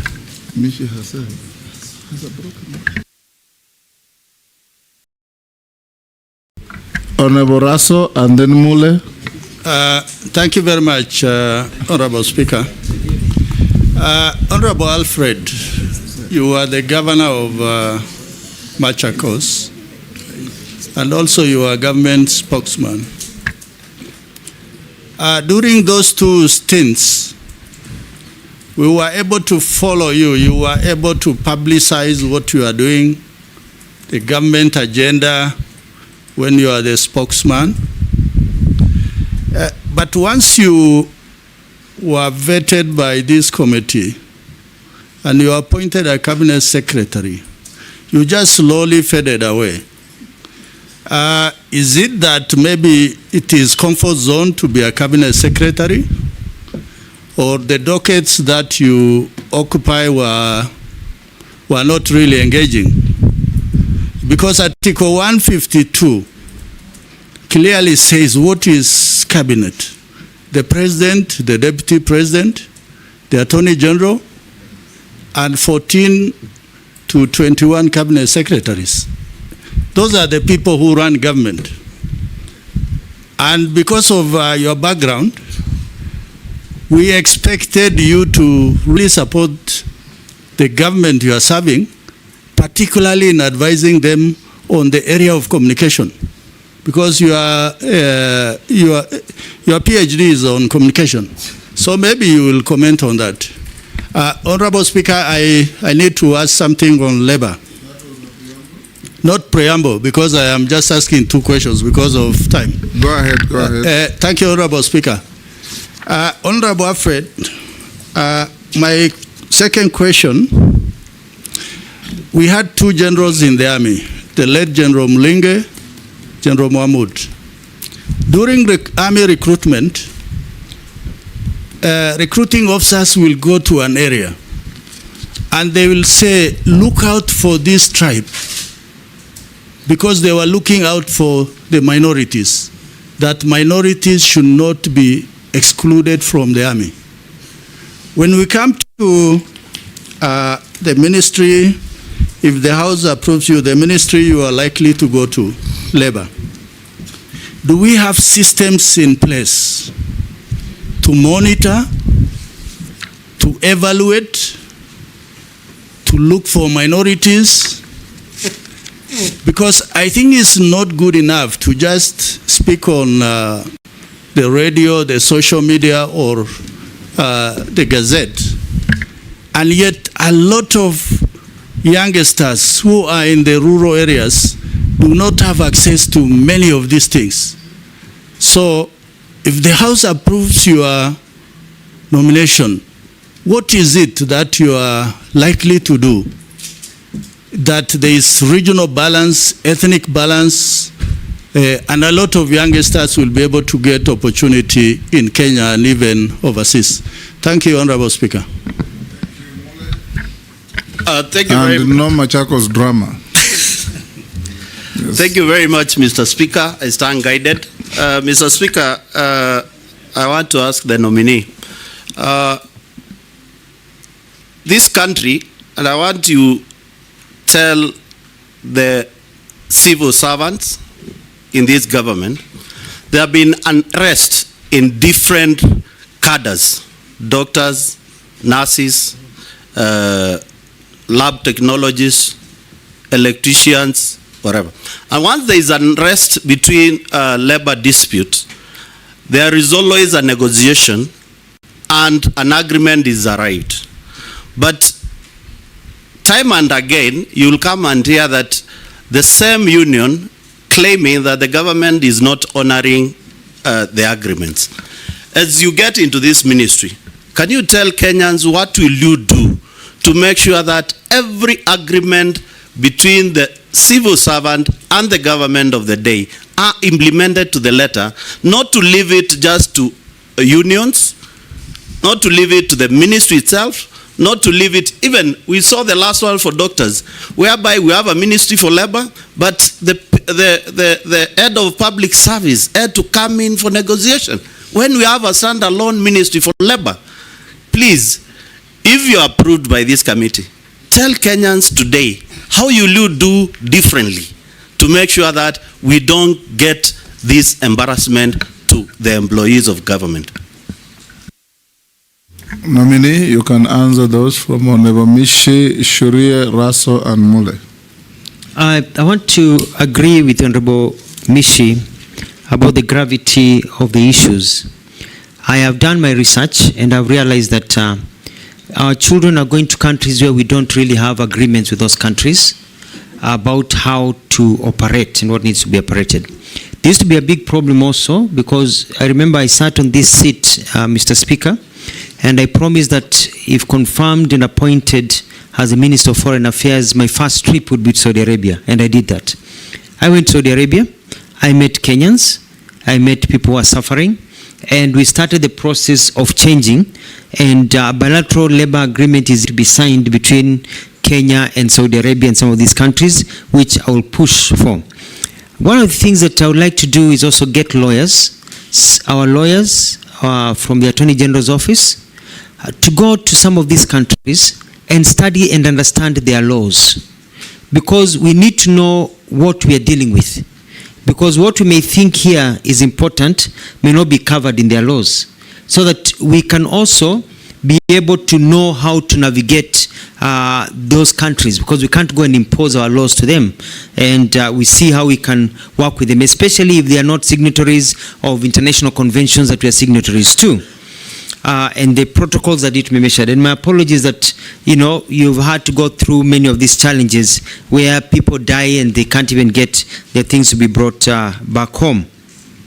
It is also important about online job seekers, going with the question by Honorable Ishungwa. It's all about communication, people to know how to do it. But I want to set up a proper portal that will answer many things, so that you look at available opportunities, but also to weed out all these crooked agencies. We'll publish as a government a portal and lists, which you can even put in the newspapers, of the approved agencies. Because people keep on asking, is this right? Hii advertising ya Canada ni ukweli, hii ni ukweli. So that now any advertisement without the name of a company, we can be dealt with, according to the law, because they'll be lying to people. And if there's a name of a company, people can cross-check the government website or government documents and be able to verify that that is a recognized and proper company. And don't be surprised if we have to knock out a few companies and bring more in that are straightforward, so that they don't lie to our people. So we're looking at a one-stop shop in terms of connecting people to jobs. Mheshimiwa Shurie, I was saving this for the end, but thank you for your very good question. And that is that I want to change how workers view the workspace. I want people to be comfortable when they go to work. I want to be able to get employers to provide for the employees good working conditions. Whether you're a house help, a doctor, security guard, everybody, you should feel that you have got a system that protects you, and that you work in a good environment. I also want to work with the employers so that we can see what we can do as government, remove some bureaucracy so that they can expand. I want to call upon them and see how we can be able to create an opportunity for them to employ more people, cut down or maybe forego some little profit to employ one or two people, using the principle of consumer spending, so that you get more people, spending people in the market to grow the industry. So I want to look at some of those things. The labor migration, I want to move the numbers from the ones that are there to about 5,000 a week. If we can get there to 10,000 a week eventually, people going overseas. But to do this, I want to work closely with all of you. I want to work closely with all members of parliament. I want it to be constituency-led, so that we can have quotas, and we know that this constituency where you come from, where all members of parliament come from, can provide people who we can now send overseas, so that you as leaders can take the lead in identifying and maybe helping people on the ground to be able to be recruited to go overseas and get jobs. When it comes also to BPOs, setting up centers, we don't want somebody to come all the way from Nyanza, where Mheshimiwa Junet comes from, to Nairobi to get an online job, or to get a job in a call center. We'd like to set up call centers in every constituency, so that you can be able to see how it's working. Because now with internet connectivity, you don't need to be in the big cities for you to be able to get some of these opportunities. When it comes to Employment Act, we need to overhaul the Employment Act. We have offices across that will need to look at how they perform and how they work, and I want to motivate my staff to work well. And the issues of social protection, we have to ensure that our people do not fall through the cracks. We want to be able to provide opportunities for our people, so that COVID has taught us when there's hardship, there's something to be able to to fall back into. In the United States, in Australia and other developed countries, there's even money given to people who are unemployed, unemployment benefit. We are not there yet, but we can start putting the structures to get there by getting a lot of these laws and policies that are pending to be fast-tracked so that we can increase entertainment. Mheshimiwa Caleb talked about my interest in the film industry, and Hollywood was not built by money from donors, but by money from entertainment. And this is an area we can galvanize on, get the entertainment sector to grow in our country. It can be a huge employer. The sports industry, I'll work with many of my colleagues to ensure that there's job creation, because as a Minister of Labor, we are cross-cutting in terms of ensuring that people are able to work. There's a question about equity and expanding government. And one of the things that I'd like to do is that we have to start publishing data that shows the inclusion of everybody in our government in different areas.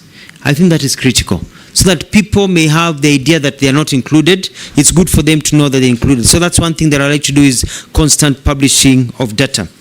There was a question about, Shri asked me about the question, or Raso, Mheshimiwa Raso, about comfort zone. I'm not in a comfort zone, but you see, when you're a governor, you head your own government, so you can shout as much as you want. When you're a government spokesperson, you have the authority to speak as much as you can. When you work as a cabinet secretary, you are also toned down kidogo, because you're working for a boss or bosses. But I think the lessons that we've learned is that we really need to communicate, and I want to promise the country that you will see the Mutua who communicate much more, especially in this new docket, if confirmed and sworn in. Thank you. Lastly, Mr. Speaker, Mheshimiwa Mule had a very good suggestion. Thank you very much. And the civil servants' unrest and the work conditions. The Labour Ministry will be dealing as an arbitrator, even looking at the public service and holding the public service to account in terms of what they do in terms of these agreements. I saw it in Machakos. As soon as I enacted the agreement that we had agreed on, the nurses and doctors were very happy with me. They took their riots elsewhere. So don't enter into an agreement, is what I'll be telling everybody, that you cannot meet. And it's good. And our Kenyans are reasonable, especially if you meet them early. And it is harder to sort out an issue when people are on the streets. It is easier to sort out an issue before a strike notice is issued. And I'm going for that early warning system, so I can work with the industry. And some of them have already reached out to me. They're saying, if you're appointed, if you are vetted and you go through, we'd like to come and meet you, because they are festering wounds. And so I'll open my door to meeting. And so we tone down all of these issues. I submit. Chairman. Nelson Koech. Yes. Posing. Yeah, thank you, Speaker. Nominee Honorable Mutua. My question is this. If you look at the ministry, or when people look at the ministry you are going in, not your ministry, should you be approved? Ministry of Labor and Social Services. People only see the minister. There's an argument that people only see the minister during strikes. So it's almost being called what somebody told me. It's called a strikes ministry or a firefighting ministry. That's the only time people can be able to engage or see the minister for this Ministry of Labor and Social Services. Honorable Mutua, tell Kenyans who are watching you and us and this committee to be able to look at how to analyze you for suitability in accordance with Section 7 of the Act. What else is expected of this ministry that Kenyans don't know? Maybe they have not been communicated, or Kenyans can expect from you, so that they don't see Honorable Mutua today in the vetting. Should you be approved? They only see again Honorable Mutua during what? Firefighting, when there is a strike in this country, then they see, oh, there is somebody called Mutua. What else will Kenyans expect out of you, Honorable Mutua, within your ministry that is not of strike? Thank you, Speaker. Kikaria. Thank you, Chair. There are industries that exploit workers, mostly the casual labor, by paying them below the stated remuneration rates, denying them the union rights and health benefits, exploiting them to unsafe work, exposing them to unsafe working environment. What measures will you take to address this? And secondly, it's about the street families. Now with the new constitution, we used to have the Rehabilitation Trust Fund, but that was run under the Local Government Act, which is no longer in force. But the street families keep on growing day by day. What action will you take first to reduce these numbers, or even to address, because most of these families, not that they don't have, you find kids on the street, but they go back home, or even now find a family, a mother with children on the streets. So what are you going to do to address this very, very needy issue that we need to take our kids back to school? Thank you, Honorable Chairman. Answer those two quickly. Thank you, Mr. Speaker. I'd like to say that in terms of labor and social protection, I agree with Mheshimiwa Kosing that people only seen when there are riots. Now, I'm going to go around this country. I want to visit all the constituencies to talk to Kenyans and especially young people about the opportunities that are there. Kenyans are not lazy. Our young people are very active and very smart and very sharp, but they need opportunities, not handouts. And so I'll be traveling to all the counties. They'll see me. I'll be very heavily on media, telling to them about the jobs, the kind of skill development. I'll also be looking at the working conditions of factories. Do not be surprised if 1 or 2 or 3 factories are shut down because of poor working conditions that go even against the international tenants, because we have to make sure that our people are respected in the way they work. In terms of even employment and the benefits, there's the issue of the 6% increment that the president offered that is still pending, and it's I think it will be on my desk. I'll be able to sit down with FKE. I've had a chat with Kotu, Mheshimiwa Atwoli. I've talked to the employers. We're looking, and they have told me all the problems as I was doing my research, and I'll be able to sit down, bring everybody together, and gazette in the salaries that they deserve because of the state of the economy, and be able to improve that and make sure that those are met. So I'll be very, very active, Mheshimiwa, and I think you'll be very proud of me and the work that I'll be able to, if I'm confirmed. Mheshimiwa Gikaria, I think I've answered the same question because it is important for us. Now, in street families, I was very active when I was government spokesperson to try and work on a system of removing street families and rehabilitating them. I want to go back to some of the programs that we started at that time in the government of Mwai Kibaki. And my investigation has shown that it has become no more process. I've looked at the different acts and laws that are there, and it's all about implementation. We're going to set up a target as a country and say that by this time we need to have done A, B, C, D, so that we don't have street families, and be able to rehabilitate and even take people back to the countryside where they came from, so that we can reunite them with their families, so that people can continue working with their families the way we are doing in the children's sector. Instead of taking people to orphanages, we reunite them with the families. Mheshimiwa Mbui will be very happy to know that we are building, we want to develop a model rehabilitation center in Mavoko, which is very close to Kadiani. That you are building? A rehabilitation center in Mavoko. There's 20 acres there. I'll be sourcing for funds from development partners and others, so that we have a place whereby these children can go before they are taken back to their families to be trained and taught, and also growth and a follow-up system, so that we remove them. It is quite sad, like now it's very cold, to find people suffering in the streets, and we'll need to put up shelters that they do in other places, whereby people can go and receive some food, and that's safety net for the very poor in our country. I submit. Chairman, I have one stressing, just one, a small one, very stressing. Yes. All of us as a country.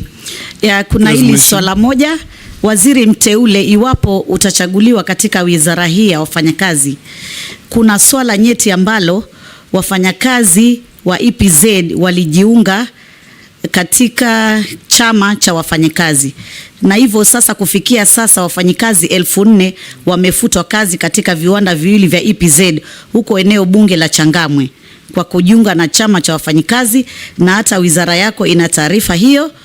Kwa hivyo tunaomba iwapo utaweza kuchaguliwa, uangalie swala hili litaweza kutatuliwa na kuona haki za Wakenya hawa zimefanikishwa. Asante Mheshimiwa Spika. Yes, Owen.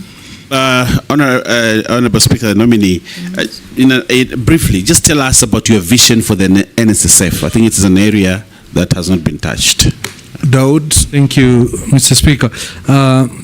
If you're confirmed, how will you pursue qualifications, equivalency, so that our qualified Kenyan professionals can move across the globe and sort the menace of unemployed professionals such as doctors and others? This is a question from one of the Kenyans. There's one. Thank you, Honorable Speaker. Just a quick one. Nominee, National Employment Authority. No wonder you didn't know whether it exists. Actually, it is somewhere in Kasarani. Just in case you are confirmed, it must be at a central place where all Kenyans will be able to access it. Chair. Just one, Mheshimiwa Speaker, just one from a Kenyan. On the collective labor bargaining agreements, wondering why they are never implemented, and that's what makes workers keep on seeking attention of the authorities every other day, and especially the presidential pronouncements on Labor Day. There is always an increment, but it's never implemented. Like last time is 6%, is it 8%? But up to now, it's not been implemented. So what difference are you going to make in that regard? Nice. Chair. Someone is asking, there are quotas for people living with disability in the constituencies for a certain number of people living with disability to get the stipend. And the question is, where do we take the rest in our country? Just like the old who, when they turn 70, it should be automatic upon medical confirmation, then all people living with disability in our constituencies should be taken on board. And the last question is, kindly ask Alfred Mutua this question.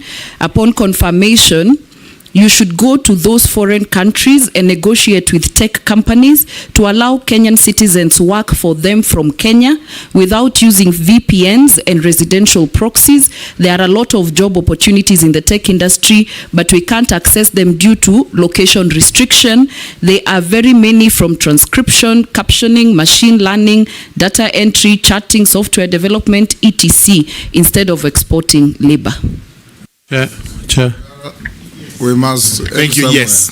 This is from a Kenyan who actually states that the nominee is excessively abrasive, especially to junior officers, and quotes an incident at the Ministry of Foreign Affairs and Diaspora where you actually threw out officers from the parking lot for no good reason whatsoever and without any consultations. These were junior officers. Is that true?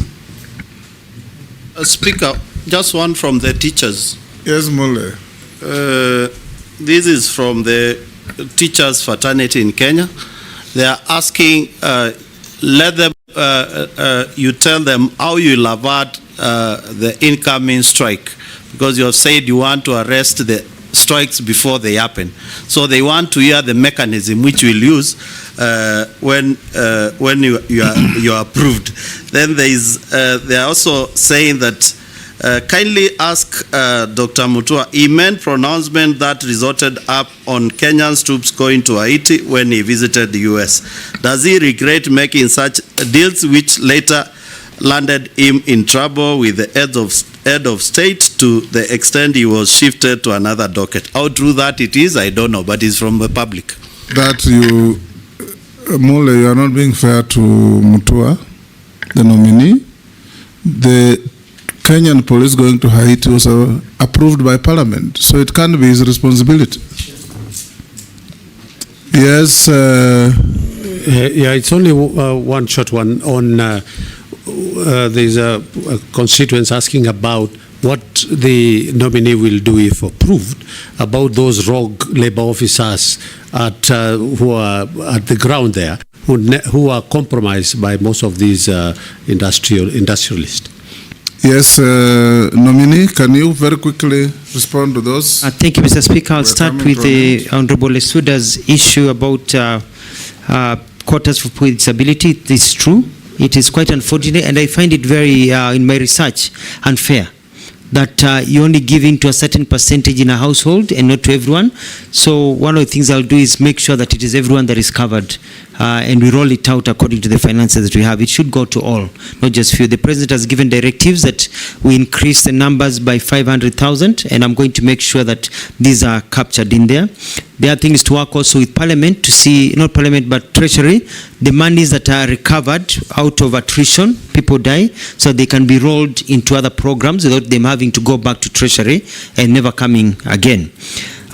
In terms of tech, that's what I was talking about, the BPOs. And yes, I'll travel. I'll send meetings. I don't even have to go anywhere anymore because you can travel by Zoom nowadays and get those jobs here. We need the jobs here. In as much as we also want Kenyans to go overseas, we want to have those jobs in Kenya. And so we're going to remove all the bottlenecks, and I'll have a cabinet paper to remove the bottlenecks and provide opportunities for people here. Murugara, you had a question about being abrasive. That is somebody just being mischievous and trying to use this house. People love me very much. All my employees, you go to Ministry of Tourism, you go to Foreign Affairs, you go to everywhere I've worked, employees love me. Allow them to say so. I'm very, self-declaration. Yes. Because I really care. And I've always talked about the welfare of employees. One time I'm on record asking, inakuasha nini kama mwenzako anapata nyongeza ya mshahara ama anapata cheo nyingine? Inakuasha nini if your fellow worker moves forward? Why do we keep on constraining people so they cannot get promotions? Why does it, that person is a father and a mother to somebody else? So I have very good working conditions. What happened in Foreign Affairs, and Mheshimiwa Speaker, you know, you've served there, is that there are vehicles all parked outside the parking lot, such that it looked like a car park instead of an office, because they have parking lots. And I got in, I said, you cannot have the image of the foreign office where you have ambassadors coming, foreign dignitaries, and the cars are covering everywhere. Looking like a terminus. Yeah, looking like a terminus. And so we said we move the cars away, and the ministry to provide another place for the cars to be parked. And that is what has happened. But you know, people, they don't want change. They want that comfort, and they didn't understand. Now if you try to take the cars back there, they'll fight you. They'll tell you, no, we like it the way it is now, because it looks better. So it was a good move. That is somebody who is just mischievous and trying to take these opportunities. But I remember when I left Foreign Affairs, some officers came to see me and they were crying. They were sad I was leaving. So I don't understand about being abrasive. I'm very, very polite to everyone. About the teacher strike, Mheshimiwa Mule, I'm going to call for a meeting if I go through this process and meet with them. And I want to tell teachers in this country that I will listen to you. I respect teachers and will iron out. There are no issues, because even if you do a strike, even if you do maandamano, you will still have to sit down. Why don't we sit down early and sort these issues? And I'm very fair, and I'll ensure fairness. And in terms of the issues of qualifications and verification, we have a skill development system that I've studied and I've looked at it. I'm going to enhance it, because what happens is that you want to be a doctor in Australia, even though you're in the Commonwealth, you still have to go through rigorous testing. And so it's to enter into agreements that you can go and work in these other places without having to go through the same retesting. But that is also improving the quality of how we do things in our country. Submit. Nominee, I've also received a few issues from Kenyans out there watching this. They ask, will you ensure that employees insure their employees, so the employers insure their employees? What are you going to do about skewed funding between Child Welfare Society and Children's Department? UHC staff who have been on contract for long with half salaries, what are you going to do that? Where some elder Kenyan has said, I think to all of us, where are the issues of older persons in this interview? If confirmed now to you, what will you do for the welfare of older people in Kenya? You asked? Okay, Robert asked that. Another person, I think this must be from Naivasha. There's serious labor problems in the flower sector. What will you do if confirmed? Another one says, what will the nominee do, or what does he say about the minimum wage proposal of 30,000 for security workers? Another one, and this is says contractual jobs in Kenya don't have retirement benefits. What will you do about it? And the last one, can you consider establishing a national employment oversight authority? Those are a few. Some that I've received have already been raised by members in the committee. Thank you, Mr. Chairman. And as I talk about employment, employers, and ensuring the employees, this is something that I'm going to look at very important, very carefully, because it goes hand in hand with things and with the question that I did not answer of NSSF. And it is important because you realize that if you work for a company and they are not able to provide you enough income to be able to get private insurance, and you're not able to get into the government insurance, then there needs to be a way of plugging it in. We have to be very careful that also we don't scare employers away in terms of the cost of doing business in our country. So it's a balancing act, so I'll be able to look at that. NSSF has a portfolio of about 400 billion, and we want to grow that to $1 billion by being creative in where we invest, even outside the country. We have seen other countries come and invest in our country. They have pension funds, so we can grow money for the pensioners. And also be able to turn around the 3 months that are now the 13 days to 24 hours, so that when you exit, you can get your pension. But unfortunately, Mr. Speaker, if you're not a member of parliament in this country or a senior government official, when you leave, you get nothing. You get very little. So we want to push it such that now, at least we have a system whereby you can be getting 60% of the pension you are getting, not the 3 or 5 or 10% that people are getting, so that your life continues. Si unatoka kazini alafu unachakaa, unaanza kuparara, because your life has just taken a dive, so that you're able to save. But to get that, we need to get a saving culture. Only 3.3 million people in this country have a pension scheme. We have to get that, and there's different initiatives that are there to get the other sectors into saving. And I'm going to run a campaign of encouraging people to save, being asked, well, how much have you saved? It doesn't matter. It can be 20 shillings or 50 shillings or 100 shillings. We need a saving culture, because ujana ukama moshi ukienda urudi. One day we all grow old.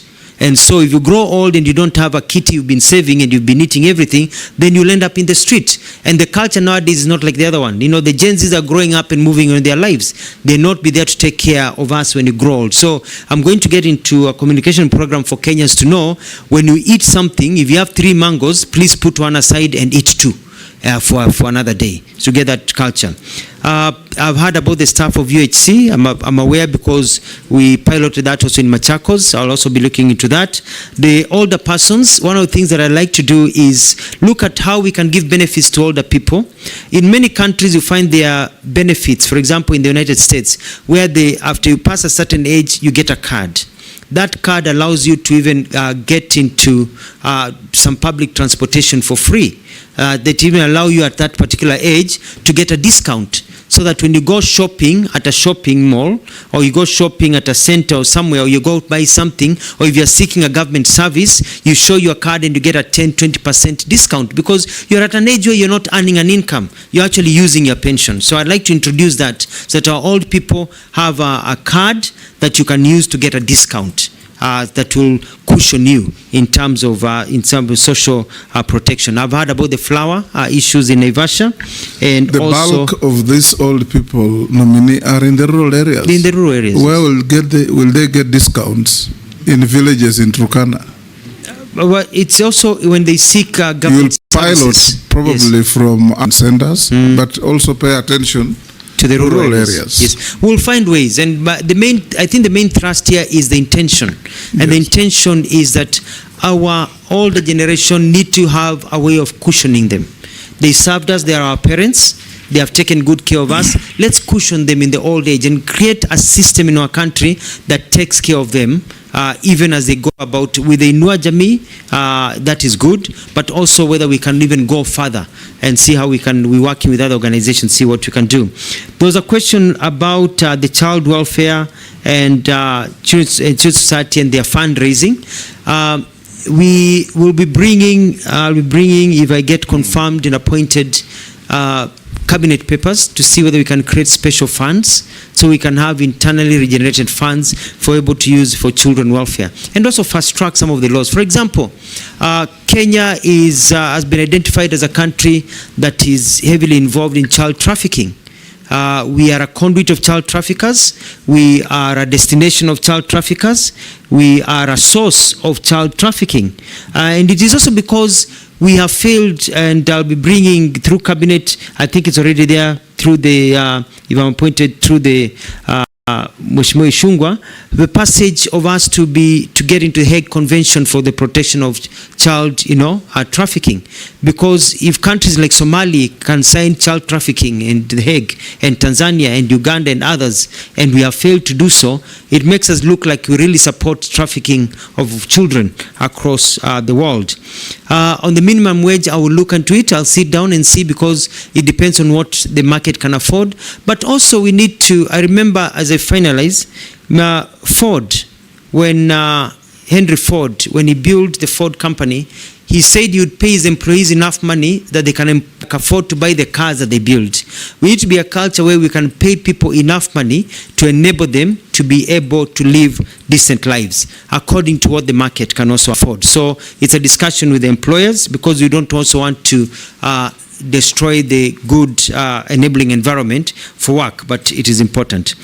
On contractual benefits and job referral, I've taken note, and it's something that I will look at.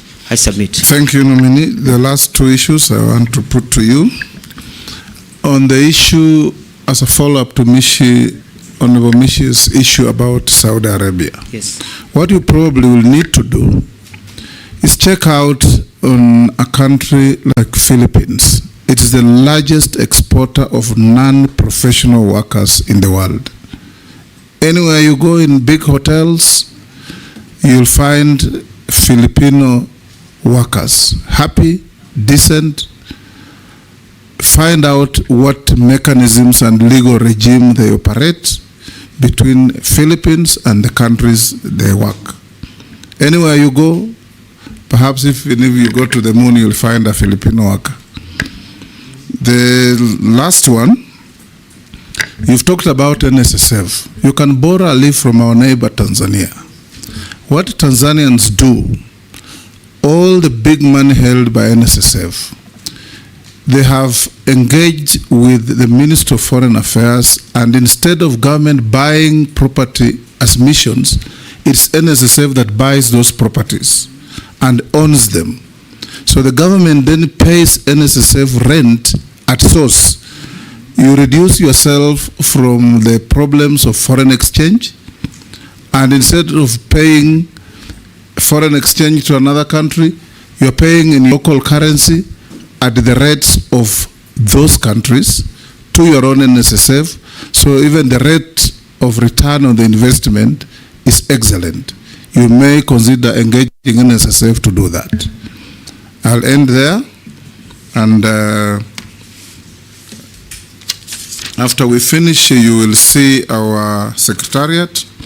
They have some mismatch with your documents, so that you can put them in order for the record.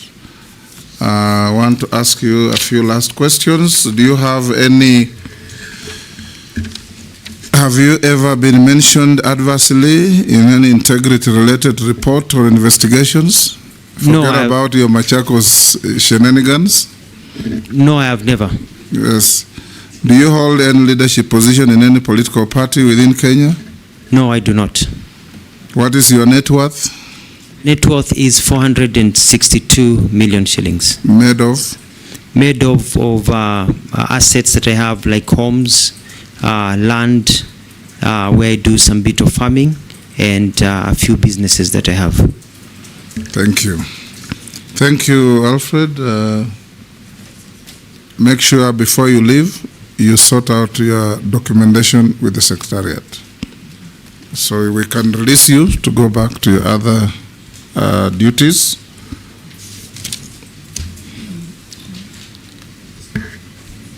And thank yes, you. Pardon? Say? Yes. Oh, how? Sorry. Yes. You appeared before us in 2022. How much were you worth then? I think that's a serious omission. I was worth 420 million shillings. And today? And, 462. Yes. It's been about 9 to 10% normal growth in terms of land value and growth in the industries.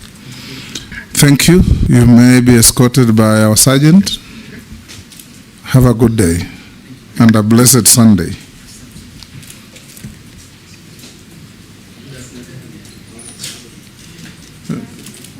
Pardon? Honorable members, you'll have a 10-minute break to allow the clerks to put the documentation for the next nominee. Wakamba.